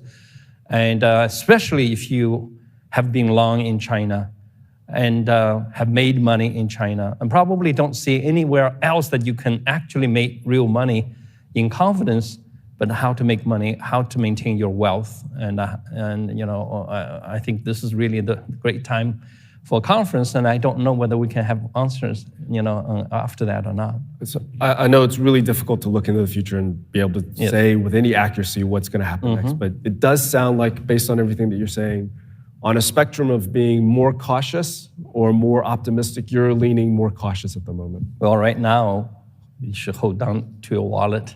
Okay. This is not the time to throw your money around. Well, speaking of throwing or investing your money, you do have a very interesting new venture, and I'm going to try to explain it in as basic a way as I can. And I'm going to say, I have a coffee shop. Let's say it's in Shanghai. It's doing really well. I want to open 3 more shops. I come to you for money, and I get the money from you for those 3 shops in exchange for a contractual obligation whereby I give you a percentage of my daily revenue for, let's say, the next 5 years. And then MicroConnect, which is the name of the company, you then bundle these together and make it a product that some of the folks in the audience today would be interested in investing in. Is that essentially what's happening? In 5 to 10 years, we can come to John's Coffee. Okay. And then people will be able to choose John's Coffee on our screen. But I think in the interim, this is the new market. We set up a new exchange in Macau. This is very much like a Hong Kong exchange, except in Hong Kong exchange or NYSE or NASDAQ or China exchanges, you raise equity or debt. Issuers go there to raise funding either by selling your equity forever or you're raising debt, fixed income. In this market, in this new Macau exchange, where MicroConnect is running this new exchange, that we are taking advantage of the digital revolution of China at the very base level of revenue, streams of little shops. And we're allowing companies who controls large number of stores, who have digital ability to collect the money every day from the store level business, brick and mortar businesses, whether that being restaurants, barber shops, auto mechanics, whatever it is in real economy, those operators now can go to a third market. And investors now can invest in a third asset class. That asset class essentially is revenue-based financing, but revenue-based financing on a daily basis. That is daily, automatically, digitally collected returns. So think about an IPO. It's like you're selling your entire future away, your company. You're selling your profit next year times a multiple. Multiple is the essential sin of our current market. There's nothing we can do about it. Today, we have to speculate a multiple of our today, which is extremely making the market, correlated. Today, 90% of what impact a price of a security, listed security, is how everybody else is feeling about it. If everybody loves something, 20, 30 times PE, we go in. If we hate it, 8 times PE, we're running out. So value get created and destroyed, not because of what the company did, but because what investors collectively did. Our new exchange will allow people to actually raise financing and allows investors to invest in revenues in the next 2-3 years. We are not sure about the future, but we're pretty sure about the next 2-3 years. And let's take our revenue directly every day on a cash flow every day, basically sliding down IPOs into many slices. Let's do a small little IPO, do another one, do another one, do another one. Big companies can do this. If the equity market is open, go ahead. If it's not, do slices. Many other companies will never have a chance to do IPO. Then can they do slice? So MicroConnect exists because it's trying to resolve this issue of the modern financial system not being very good at providing financing to small and micro businesses. But the reason a lot of people are cautious or avoid investing in these companies is because they're small and they're perceived to be more risky, and it's harder to get reliable information about how they're doing. How do you resolve that problem? Yes, I think Wall Street is all about two things: information integrity, transaction security. In regular Wall Street, how do we do both? Information integrity, get a lot of lawyers and accountants and very expensive people involved checking it. How do we get transaction security? Get the exchanges, get the clearing houses, get the big custodial banks to help the investors to secure transactional safety. But if you are able to collect your money every day on revenue, because all China is becoming cashless, so the information of revenue is digitally clear and transparent. You don't need anybody spending a lot of money trying to determine that. Number one. Number two, if you are able to digitally collect the money every day, investors taking it back to your wallet every day, you don't need expensive people and institutions to guarantee security. You can do it right there. All you need to do is to break down transactions into slices, into pieces, so that investors are able to do that. This new exchange, how do we deal with information integrity and transaction security? Well, what we do is, if you own McDonald's, have 5,000 shops here today, or any other franchisor, you can do a revenue financing, but you don't need to do disclosure. But how investors know what exactly you're investing? MicroConnect's leadership fund, we put a little bit of money into every of McDonald's stores for 90 days. And for 90 days, then the issuer, McDonald's, can tell the investor that those shops, what's the daily revenue for the last 90 days? Is the collectivity, the collection in, device, which is the digital device, does it work? if you know the store per day revenue, and if you know that the money is able to be intercepted directly, what else do you really need to know?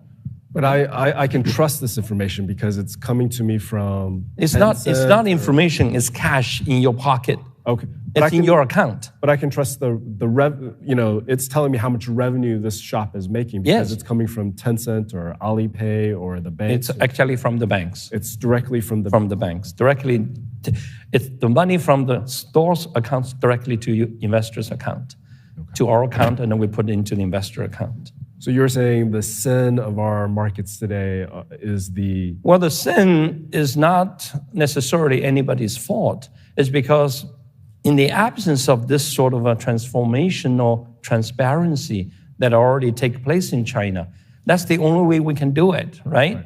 That's okay. But the volatility, the value the investors are investing, it should be investing in the company. If the company do badly, investor can take a loss. Right. But if the company is not doing anything necessarily differently, but the value goes up and yo-yo, that's because of the multiple. Are smaller companies more reflective of the macroeconomic environment or less correlated? Absolutely. It's the vibrant veins and the heartbeat of the real economy. We invested in 4,000 shops already, and we are going to hit 30,000 this year.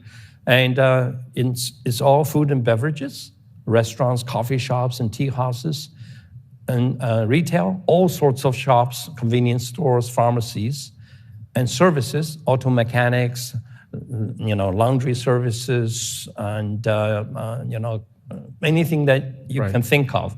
Cultural and sport activities, gyms, karaoke bars, children's centers, anything that everybody needs. Right. Because in China, you have 1.4 billion people.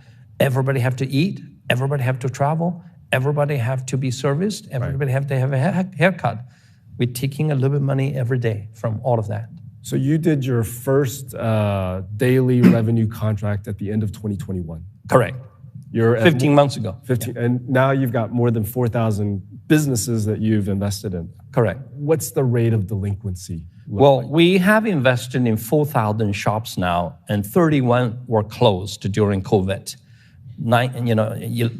11 were closed after we collected only 27%. The rest we're going through swaps. So we lost about 0.4% of revenue. But if you look at this 4,000 store performances, it's spectacularly transparent because we look at two numbers. One is for every 1,000 investment, how much cash we're receiving every day. So we are now on average receiving 1.52 yuan for every 1,000 investment we made. And if you look at that number that goes up and down, the indexes look like this. Top is always Sunday. Bottom is always Tuesday. The highest day of spending is 2.4 yuan, and that's on national holiday, and that's October 1st. The worst performance of our 1,000 yuan cash yield is 1.2, I think. That's on Chinese New Year's Eve because everybody stayed home. But if you look at our convenience store indexes on that day, it's the highest at 2.4 because everybody have to still do the last minute shopping on the shop around the corner. Pharmacy indexes were doing so well during COVID. And then everybody recovered, our pharmacy declined. And then it went up big time. We said, what's going on? 2 weeks later, government announced flute, so you can see that real day, real time. So 2022, the economy took a real hit from COVID. Did you see the businesses you invest in? Was that reflected in their performance? This is the worst time to launch a business like ours. Yeah. And but fortunately, China didn't close down the entire year. Right. And everything, it's waves of closing downs and shutdowns, right? So if you have invested in our fund at the beginning of that 15 months and December 2021 to today, you would have made 23% returns. Okay. But if you had invested only in our cultural stores, sports stores, like a gym, karaoke bars, you would have lost 50%. because it's the first to get closed whenever restrictions come in and the last one to allow to open. But if you invested only in our retail stores, you would have made 39% return. If you had only invested in our Shanghai Yangtze River Delta area stores, you would have made only 8% returns. But if you only invested in our Guangdong Big Bay area, you would have made 31% return. Right. So the granularity of the data is such that allows you to truly figure out a way to bring finance back to basics. Right. Cash flows, DCF. Looking forward, where do you think delinquency rates are going to go? Because now you have plans to get to 1,000 contracts a day. 30,000 this year, 100,000 next year. You should not be thinking about delinquency, the words, because the word is a fixed income credit words. This is investment. The whole idea is to win as large as possible so that some of the inevitable failures, it's such a small negligible amount. And also, we are creating a market. Our delinquency, for example, why did we invest in cultural stores, in gyms, in karaoke bars, dancing studios, all of this? Why? Knowing that it's going to lose money. It's because we want to really create an index for investors to look at everything, because this is what the Chinese people do every day.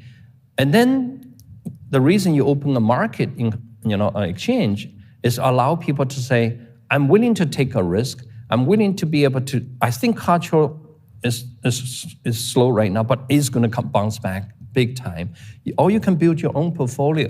So people are able to, because you're able to literally choose the store level investment as a collection of your own portfolio, it's really, the investors are able to use the tools and data and the daily recovery number to manage your own exposure, rather than we are not a bank that we have to manage certain NPLs. We're just providing a new exchange that investors invest in cash flows.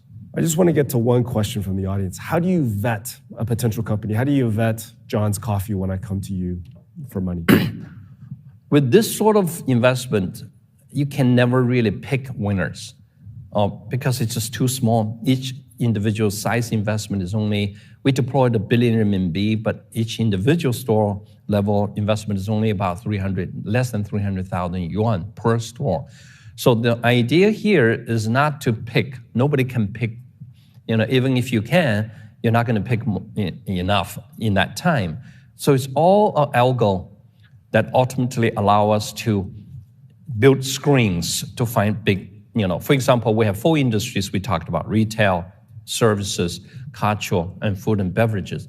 But we subcategorize them into 200 subcategories so that we are able to look at revenue patterns, looking at revenue unique characteristics. For example, if you look at our food and beverages, and we put food and beverage, a particular category called a bakery, pastries, right? But why do you put bakery into food and beverages? Because those stores we put into food and beverages as a bakery is because most of the revenue come from selling water, coffee, and tea. Because the pastry costs only a small amount, but it's really the margin is in the coffee. So you're looking for patterns. So we're looking at for 3 ratios and use the algo to find the good stores. Revenue to rent, which you cannot lie. Revenue to square footage of the shop, which you cannot lie. And revenue to replacement capex.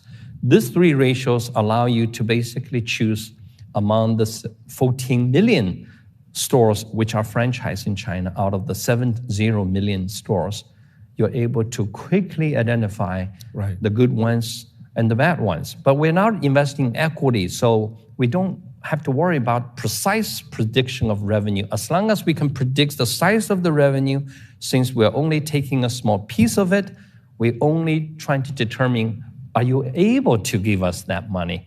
Because in traditional equity, you make a big mistake calculating the profit, and then times the multiple, you already lost.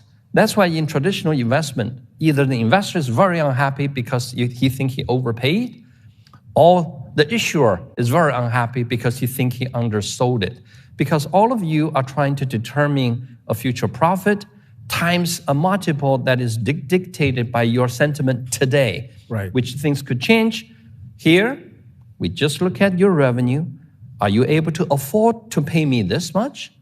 And if I feel great confidence about the number, I can just look for smaller safety margins. Right. But if I'm not comfortable with this particular segment, I just build a larger, but the money I make is the same. It's not a multiple. Right. What kinds, I know you can't name specific names, but what sorts of investors are investing with you now? What types? Well, investors, are participating in this market in three different groups. One, people who wanted to be an equity of the exchange or the group company who owns the exchange. So that's basically my own equity investors. The second are really investors who invested in the assets, and big LP investors of a fund that are used to this investment. The third, arguably the largest in the future, and we already have one of your sponsors, HSBC, be a big a purchaser of our underlying assets, is really the fixed income investors who actually put an ABS type of asset backed. So essentially, it's a subordination and senior arrangement of a collection of portfolio of cash flows, and then the bank get paid first. So the banks can buy chunks of the revenue and enjoying senior entitlement first. And then the subordinated investors get essentially a leveraged return and a juiced up return. And the banks are very happy to take the cash flow every day until they're paid, and then the cash flow goes back to the investors. So the three level of investors, will be participating, but the largest in the future will be either people who wanted to enjoy the cash flow and then in turn get the banks to finance them. We have to wrap it up. We're out of time. But before we go, is there anything quickly that you want to tell people who might have a misunderstanding about what MicroConnect is trying to do? It's okay because it's such a new thing. It's going to take time for people to eventually understand it. But the one thing, in this audience, that when you manage your future family wealth, at least make sure a portion of it are able to enjoy daily cash flows rather than banking on we are collectively going to be optimistic about the future and then I'm able to buy 20 times PE today and be able to sell to another guy at 30 times PE. Those good old days are probably not here anymore. Wow, very good advice, I think. Great point to end on. Thank you very, very much, Charles. Thank you.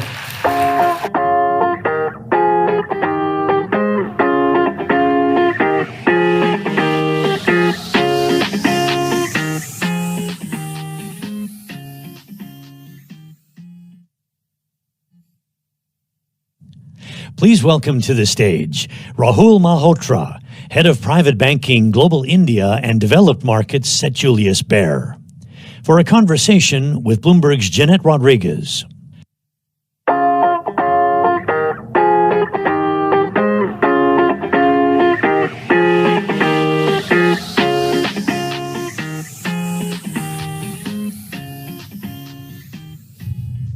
Rahul, good afternoon. Thank you for joining us. Thank you. Rahul, I want to jump straight to the heart of the matter. We've spoken a lot about China. India, of course, a fascinating market, a lot of big numbers to throw around. Most populous country now, the world's fastest growing major market, a market where the number of millionaires are expected to double over the next 5 years or so. And yet, it's a tough market to crack. As the largest foreign private banker in the country, how do you view India? Thanks, Jeanette. So let me set the stage when you say the world's largest or the most populous country. India has the second largest working population at 522 million. Median age, 29. GDP at 3.4 trillion. Keep in mind that the first trillion took 62 years, the second trillion, 8 years, the third trillion, 5 years. India is growing rapidly. There's wealth creation that's taking in place. The macro looks very, very good as you start to look broadly in across the country. Even when you start to see wealth across different cities in India, 50% of the wealth is concentrated in the top 5 cities, 10 to 15% in the next 5 cities, and then another 15 to 20% in the next 20 cities. So it's pan-India that you're seeing the macro as well as the wealth creation take place. I'll give you some more statistics. India has 320,000 millionaires, 1,900 of which have more than 10 million in investable assets. You then have another approximately 119 or 120 billionaires in the country, right?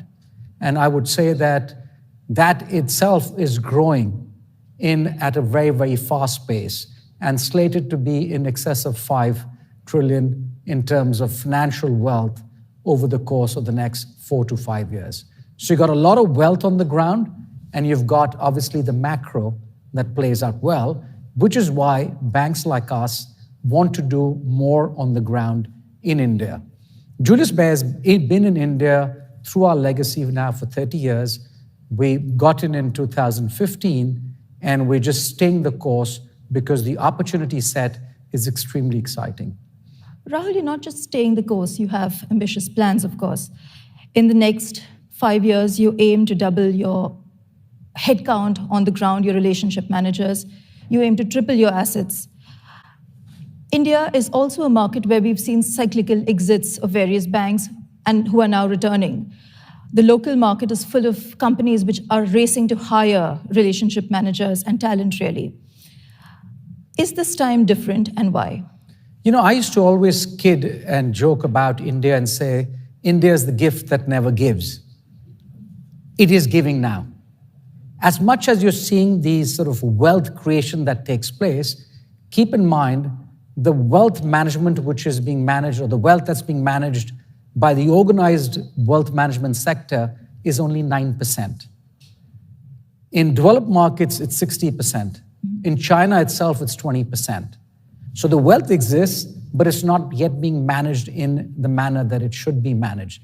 So that in itself speaks about the fact that there is that much and more opportunity in on the ground.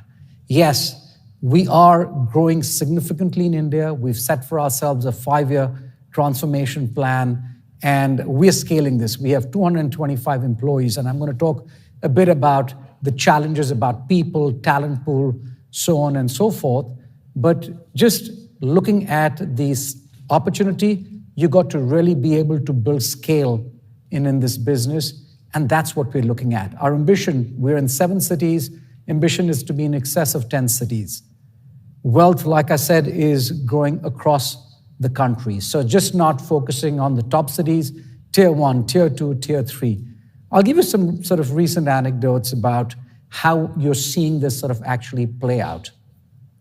I was in earlier this year at a wedding in Udaipur, small city, and staying in one of the sort of nicer properties over there. And I was going back to that property after a good 10, 12 years.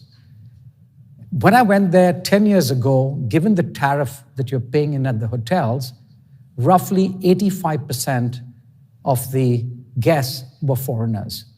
This time around, 85%, if not 90%, were domestic Indians. They were locals. They're traveling out over there. They're consuming, and they're actually investing. So you got to see this in the sense of as to how large that opportunity is on the ground. I was on a holiday in Goa, Rahul, just before I came to Hong Kong. And my hotel room in Goa cost me more than my hotel room in Hong Kong. And again, all Indians consuming at the resort, which takes me to another striking number when it comes to the India growth story. About a decade ago, when we saw a flurry of exits from the wealth space in India, there were only about 10 cities, the usual suspects, Bombay, Delhi, Calcutta, which boasted people of ultra-rich Indians, you can say. Today, there are almost 100 cities with ultra-rich Indian citizens. But that also leads to challenges in the sense of how do you tap that wealth? What are your plans? So the way you really want to do this is you cannot really go out and say, I want to be in 100 cities. It's difficult. The clients on the ground do want you closer.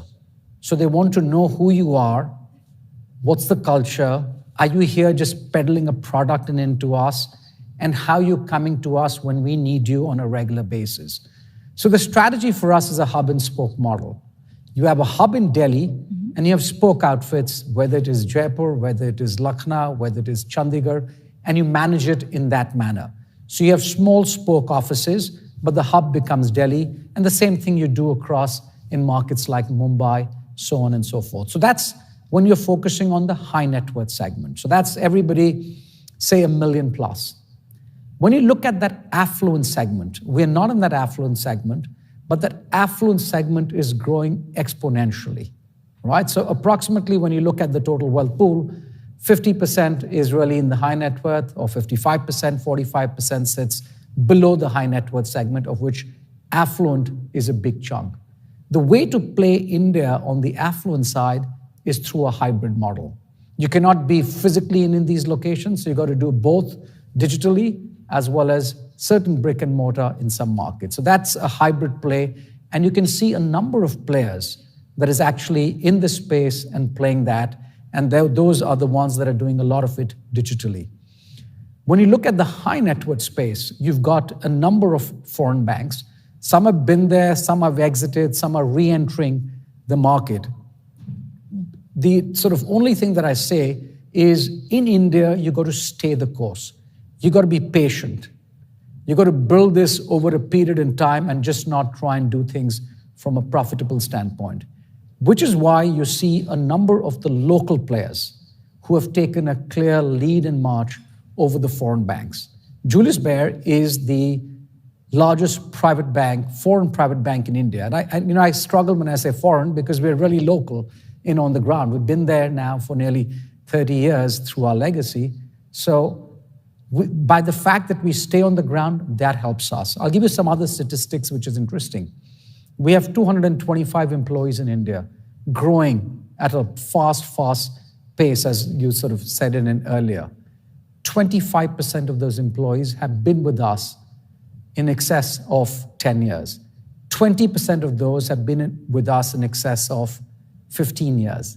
That speaks to the fact that this is a business that you want to have people stay. And as you can see, the trends in wealth management, bankers change very, very quickly. So you want to stay the course in that sense. And I'm presuming all your bankers speak in crores and lakhs. You know, having brought up in India, done my education in India, and really sort of lived overseas for 30, 35 years, I yet struggle with lakhs and crores, etc. So for us, it's a very quick, easy sort of conversion to either Swiss francs or US dollars. But when you're on the ground in India, you got to speak that language. So it's important even as to how, for a foreign bank, we are really sort of local. We cannot really instill a lot of global policies, whilst those that are relevant but you got to run this business locally and make sure that you're managing the risk and governance. And the anecdote that sort of, we really sort of look at is we want to build the Hindustan lever on the ground, the parent being Unilever. So in that sense. At this point, I want to invite our audience to keep sending in your questions if you have any questions about this fascinating market called India. Rahul and I want to talk about now, we've spent some time with amazing statistics on the growth in India itself within the territorial borders. India, of course, also has a large diaspora. There are a lot of what we call non-resident Indians who see growth happening back home. They want to invest back home. What are the kind of questions that you're getting both from your clients within the country as well as your clients abroad who want to invest in India? And how does this interplay work out? What are the trends you're noticing? So I think when you look at sort of the India landscape, you got to look at it from a global India perspective. Onshore presence or onshore business in India, rupee-denominated business, rupee platform, catering to the needs of resident Indians. Then you have the global diaspora, 30 million worldwide, 1 trillion in investable assets across the globe, extremely successful community. And the fact that they're non-resident Indian, they always have had through, whether it's families, through culture, through sporting ties, i.e. cricket, through Bollywood, they've stayed connected with India. But the trend that we've seen now is as to how much more interested they are in investing in India. On an average, an NRI invest roughly 15 to 20% of their investable assets in India. Whether they do it through their offshore private bank, which means really the ability for a bank to be able to offer India-centric product on the offshore platform. So if I'm based in Hong Kong and I sort of invest locally in Hong Kong, Greater China, Europe, and the US, I also can invest in India. The second is that if I have rupee assets in India, I'd like to really sort of invest those assets. In the past, a lot of it was real estate driven. As an asset class, real estate is what everybody did. And now you're seeing a lot more growth coming in through the equity markets, through the fixed income markets. So that's where you see today a lot of people are investing in with firms on the ground in India, be it foreign players like us or be it the local bank. So that's really what we call the off to on. And then you have resident Indians who want to diversify.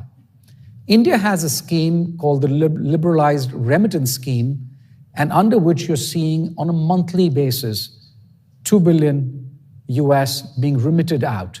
And these are small chunks of 250K per individual. If you're a family of 4, you can remit $1 million on an annual basis. 2 billion, so call that circa 24 billion on an annualized basis. That's growing. India too allows and enables you through different routes, whether it's the ODI, OPI, NBFC, to be able to offshore yourself, to be able to keep wealth offshore for investment purposes. And that trend we're seeing play out now a lot more. So the banks that are able to connect the two, that are able to seamlessly deliver to the client a more broader portfolio with India exposure, or for resident Indians to come in and invest offshore, that's what matters. I'll say one other thing, Jeanette. I moved to Dubai having spent 16 years in Singapore, and I can tell you, Dubai is really becoming the hub for the non-resident Indian community. UAE has a population circa 10 million, of which more than a third are people of Indian origin.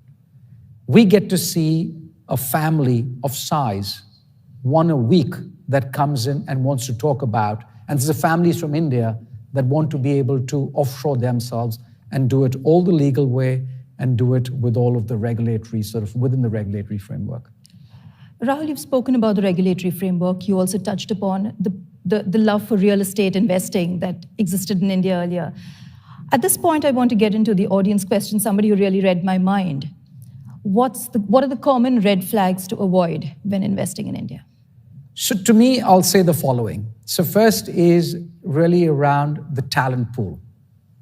People.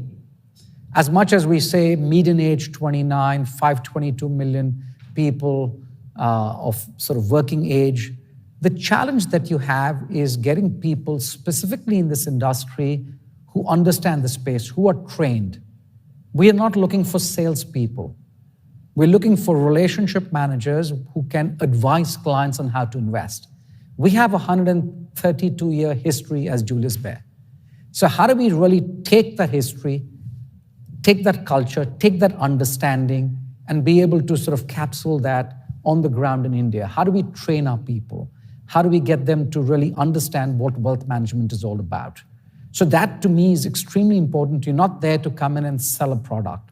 You're out there to come and educate. So education, extremely, extremely important as far as India is concerned in the wealth management space. The second is that the government, the rules and the regulations are evolving at a very, very fast pace. As a bank or as an institution, you need to keep pace with those. So you need to be extremely, extremely careful in the way you start to build your platform and make sure that you are really sort of adhering to the do's and don'ts in that country. So you have to be mindful of these things. And the third, which I said earlier as well, is you got to stay the course. Foreign banks have had, unfortunately, this history of coming in and then saying, wow, this doesn't work, let's exit. It's going to take time, right? So it is really sort of the hockey stick that sort of takes time, but you've got to stay the long haul. So that's what my advice would be to folks who are looking to invest in India. It's not a quick ride, it's not an easy ride. And I would sort of say this as well, that in India, keep in mind that you get emerging market revenue with developed market cost. So be mindful of that. The ROA in doing business, or the return of asset on the AUM in doing this business in India, is roughly between 40 to 60 basis points, depending on which segment you're focusing on. And if you look at it anywhere in the offshore world, it ranges anywhere between 70 to 90 to 100 basis points. So be mindful of that. A very participative audience today, lots of questions. That one's interesting. Which verticals do you see with the highest upside potential in India? So I presume when you look at verticals, I don't know if it means which segment is it that we're looking at. Is it the high? Is it the ultra high? Or is it the affluent? The good news is that the growth that you're seeing is across all these segments. And I gave some statistics and numbers in it earlier. So it's easier to meet at this point in time where the opportunity is really in the high net worth and above. In the sort of mass affluent segment, and call that anywhere between 100K to $1 million US, emergence of many players, lots of them digitally sort of driven, enabled, and they're trying to do a lot of things, a lot of freebies. They're not solving right now for profitability. They want to gain that market share. So clearly, quite frankly, to me, it's across in that segment. If you define segment as professionals, business owners, C-suite, where's that opportunity in as far as that sort of segment is concerned? Quite frankly, it's across the board.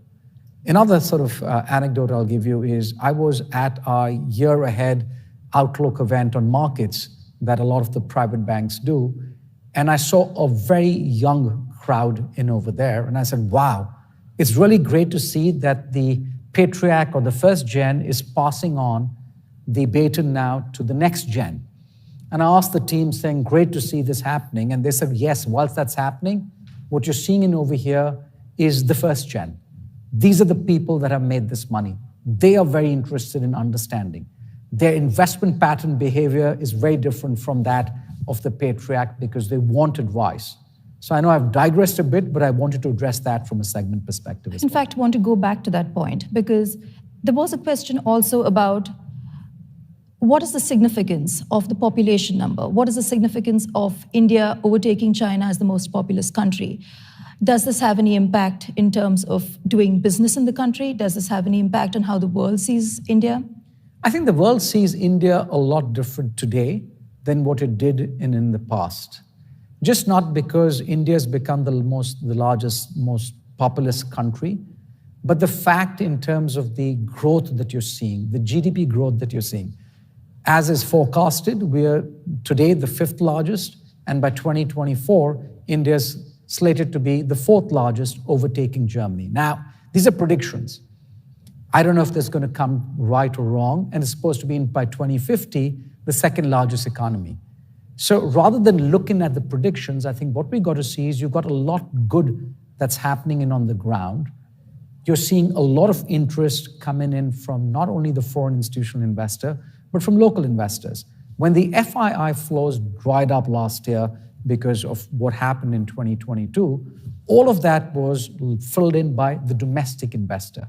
So India has a large domestic consumption-led economy and wealth that is locally on the ground. So you want to be in a market where the size of the pie is increasing rather than fighting for something and really trying to just essentially steal market share. Rahul, India also arguably has a very thriving fintech sector, which could be a disruptor going ahead. There's also a virtual asset industry. There's a lot of interest. Dubai, of course, is becoming a big hub for this Indian interest in the virtual asset space. How do you see this as Or rather, do you see this as a challenge for the wealth management industry? Do you see these as potential disruptors to your business? So, like I said earlier, we're seeing a lot of that being addressed at the affluent space as of now. And as far as we're concerned, you want to make sure that you are running your business where you are really tech-enabled. You want to be able to have the best-in-class online platform, the best-in-class application. The people that you're dealing with want information instantly on the phone. They want to be able to really look at their portfolios. They want to be able to look at all of what you're suggesting in terms of, ideas. Your intellect needs to be all available on the ground, on the phone over there. And then you couple that up with advice. Make execution seamless. That's where a lot of the friction takes place and on the ground in India.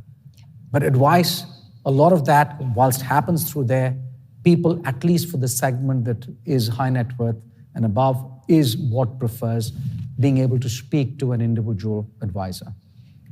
We're running out of time, Rahul, so very quickly, what excites you the most about India and what keeps you awake at night? I make it at least 10 to 12 times a year to India. I was in India last week itself, in Mumbai. We had our offsite in a small town outside Mumbai called Lonavala. Just the excitement that you see on the ground. When you go over there, you get to see and meet with clients, and I always make sure that I meet with clients. Clients are hungry. Clients are growing. Clients want advice. The next generation clearly is looking at advice in and from you rather than simply saying, give me the first and the second product, so on and so forth, right? They are also now getting a lot more ESG sort of, in their vocabulary, which wasn't the case in the past. Early stages, but they're getting in over there. It is extremely exciting, which is why many people are keen to look to invest in India. That to me is the sort of biggest excitement that I see. What keeps me awake is really the execution risk. The execution risk is something that you can never, ever undermine on the ground in India. So which is why we've set for ourselves a 5-year journey. You can't do this in 1 year, 2 years, 3 years. It's a 5-year journey. You got to get the plumbing right. You got to make sure you got platform, technology, branding, marketing, premises, leadership, distribution, all of that. So execution is what I would say, but in ending, what I would definitely say is it's a large market, growing at a fast pace. Wealth management is yet nascent with a huge potential. Capital markets are developing in on the ground. The product set on the ground is significantly more than what it was just a few years ago. And that's why it is so exciting for Julius Baer to be in India. Thank you, Rahul. Fascinating conversation on this very interesting market that I believe has a lot to offer. Thank you. Ladies and gentlemen, to our fabulous audience today, thank you for your questions. And also, I'm pleased to say that lunch is being served. Please join us for lunchtime. If you are invited to the HSBC lunch, I would request you to go there promptly. Thank you very much for your attention. Thank you.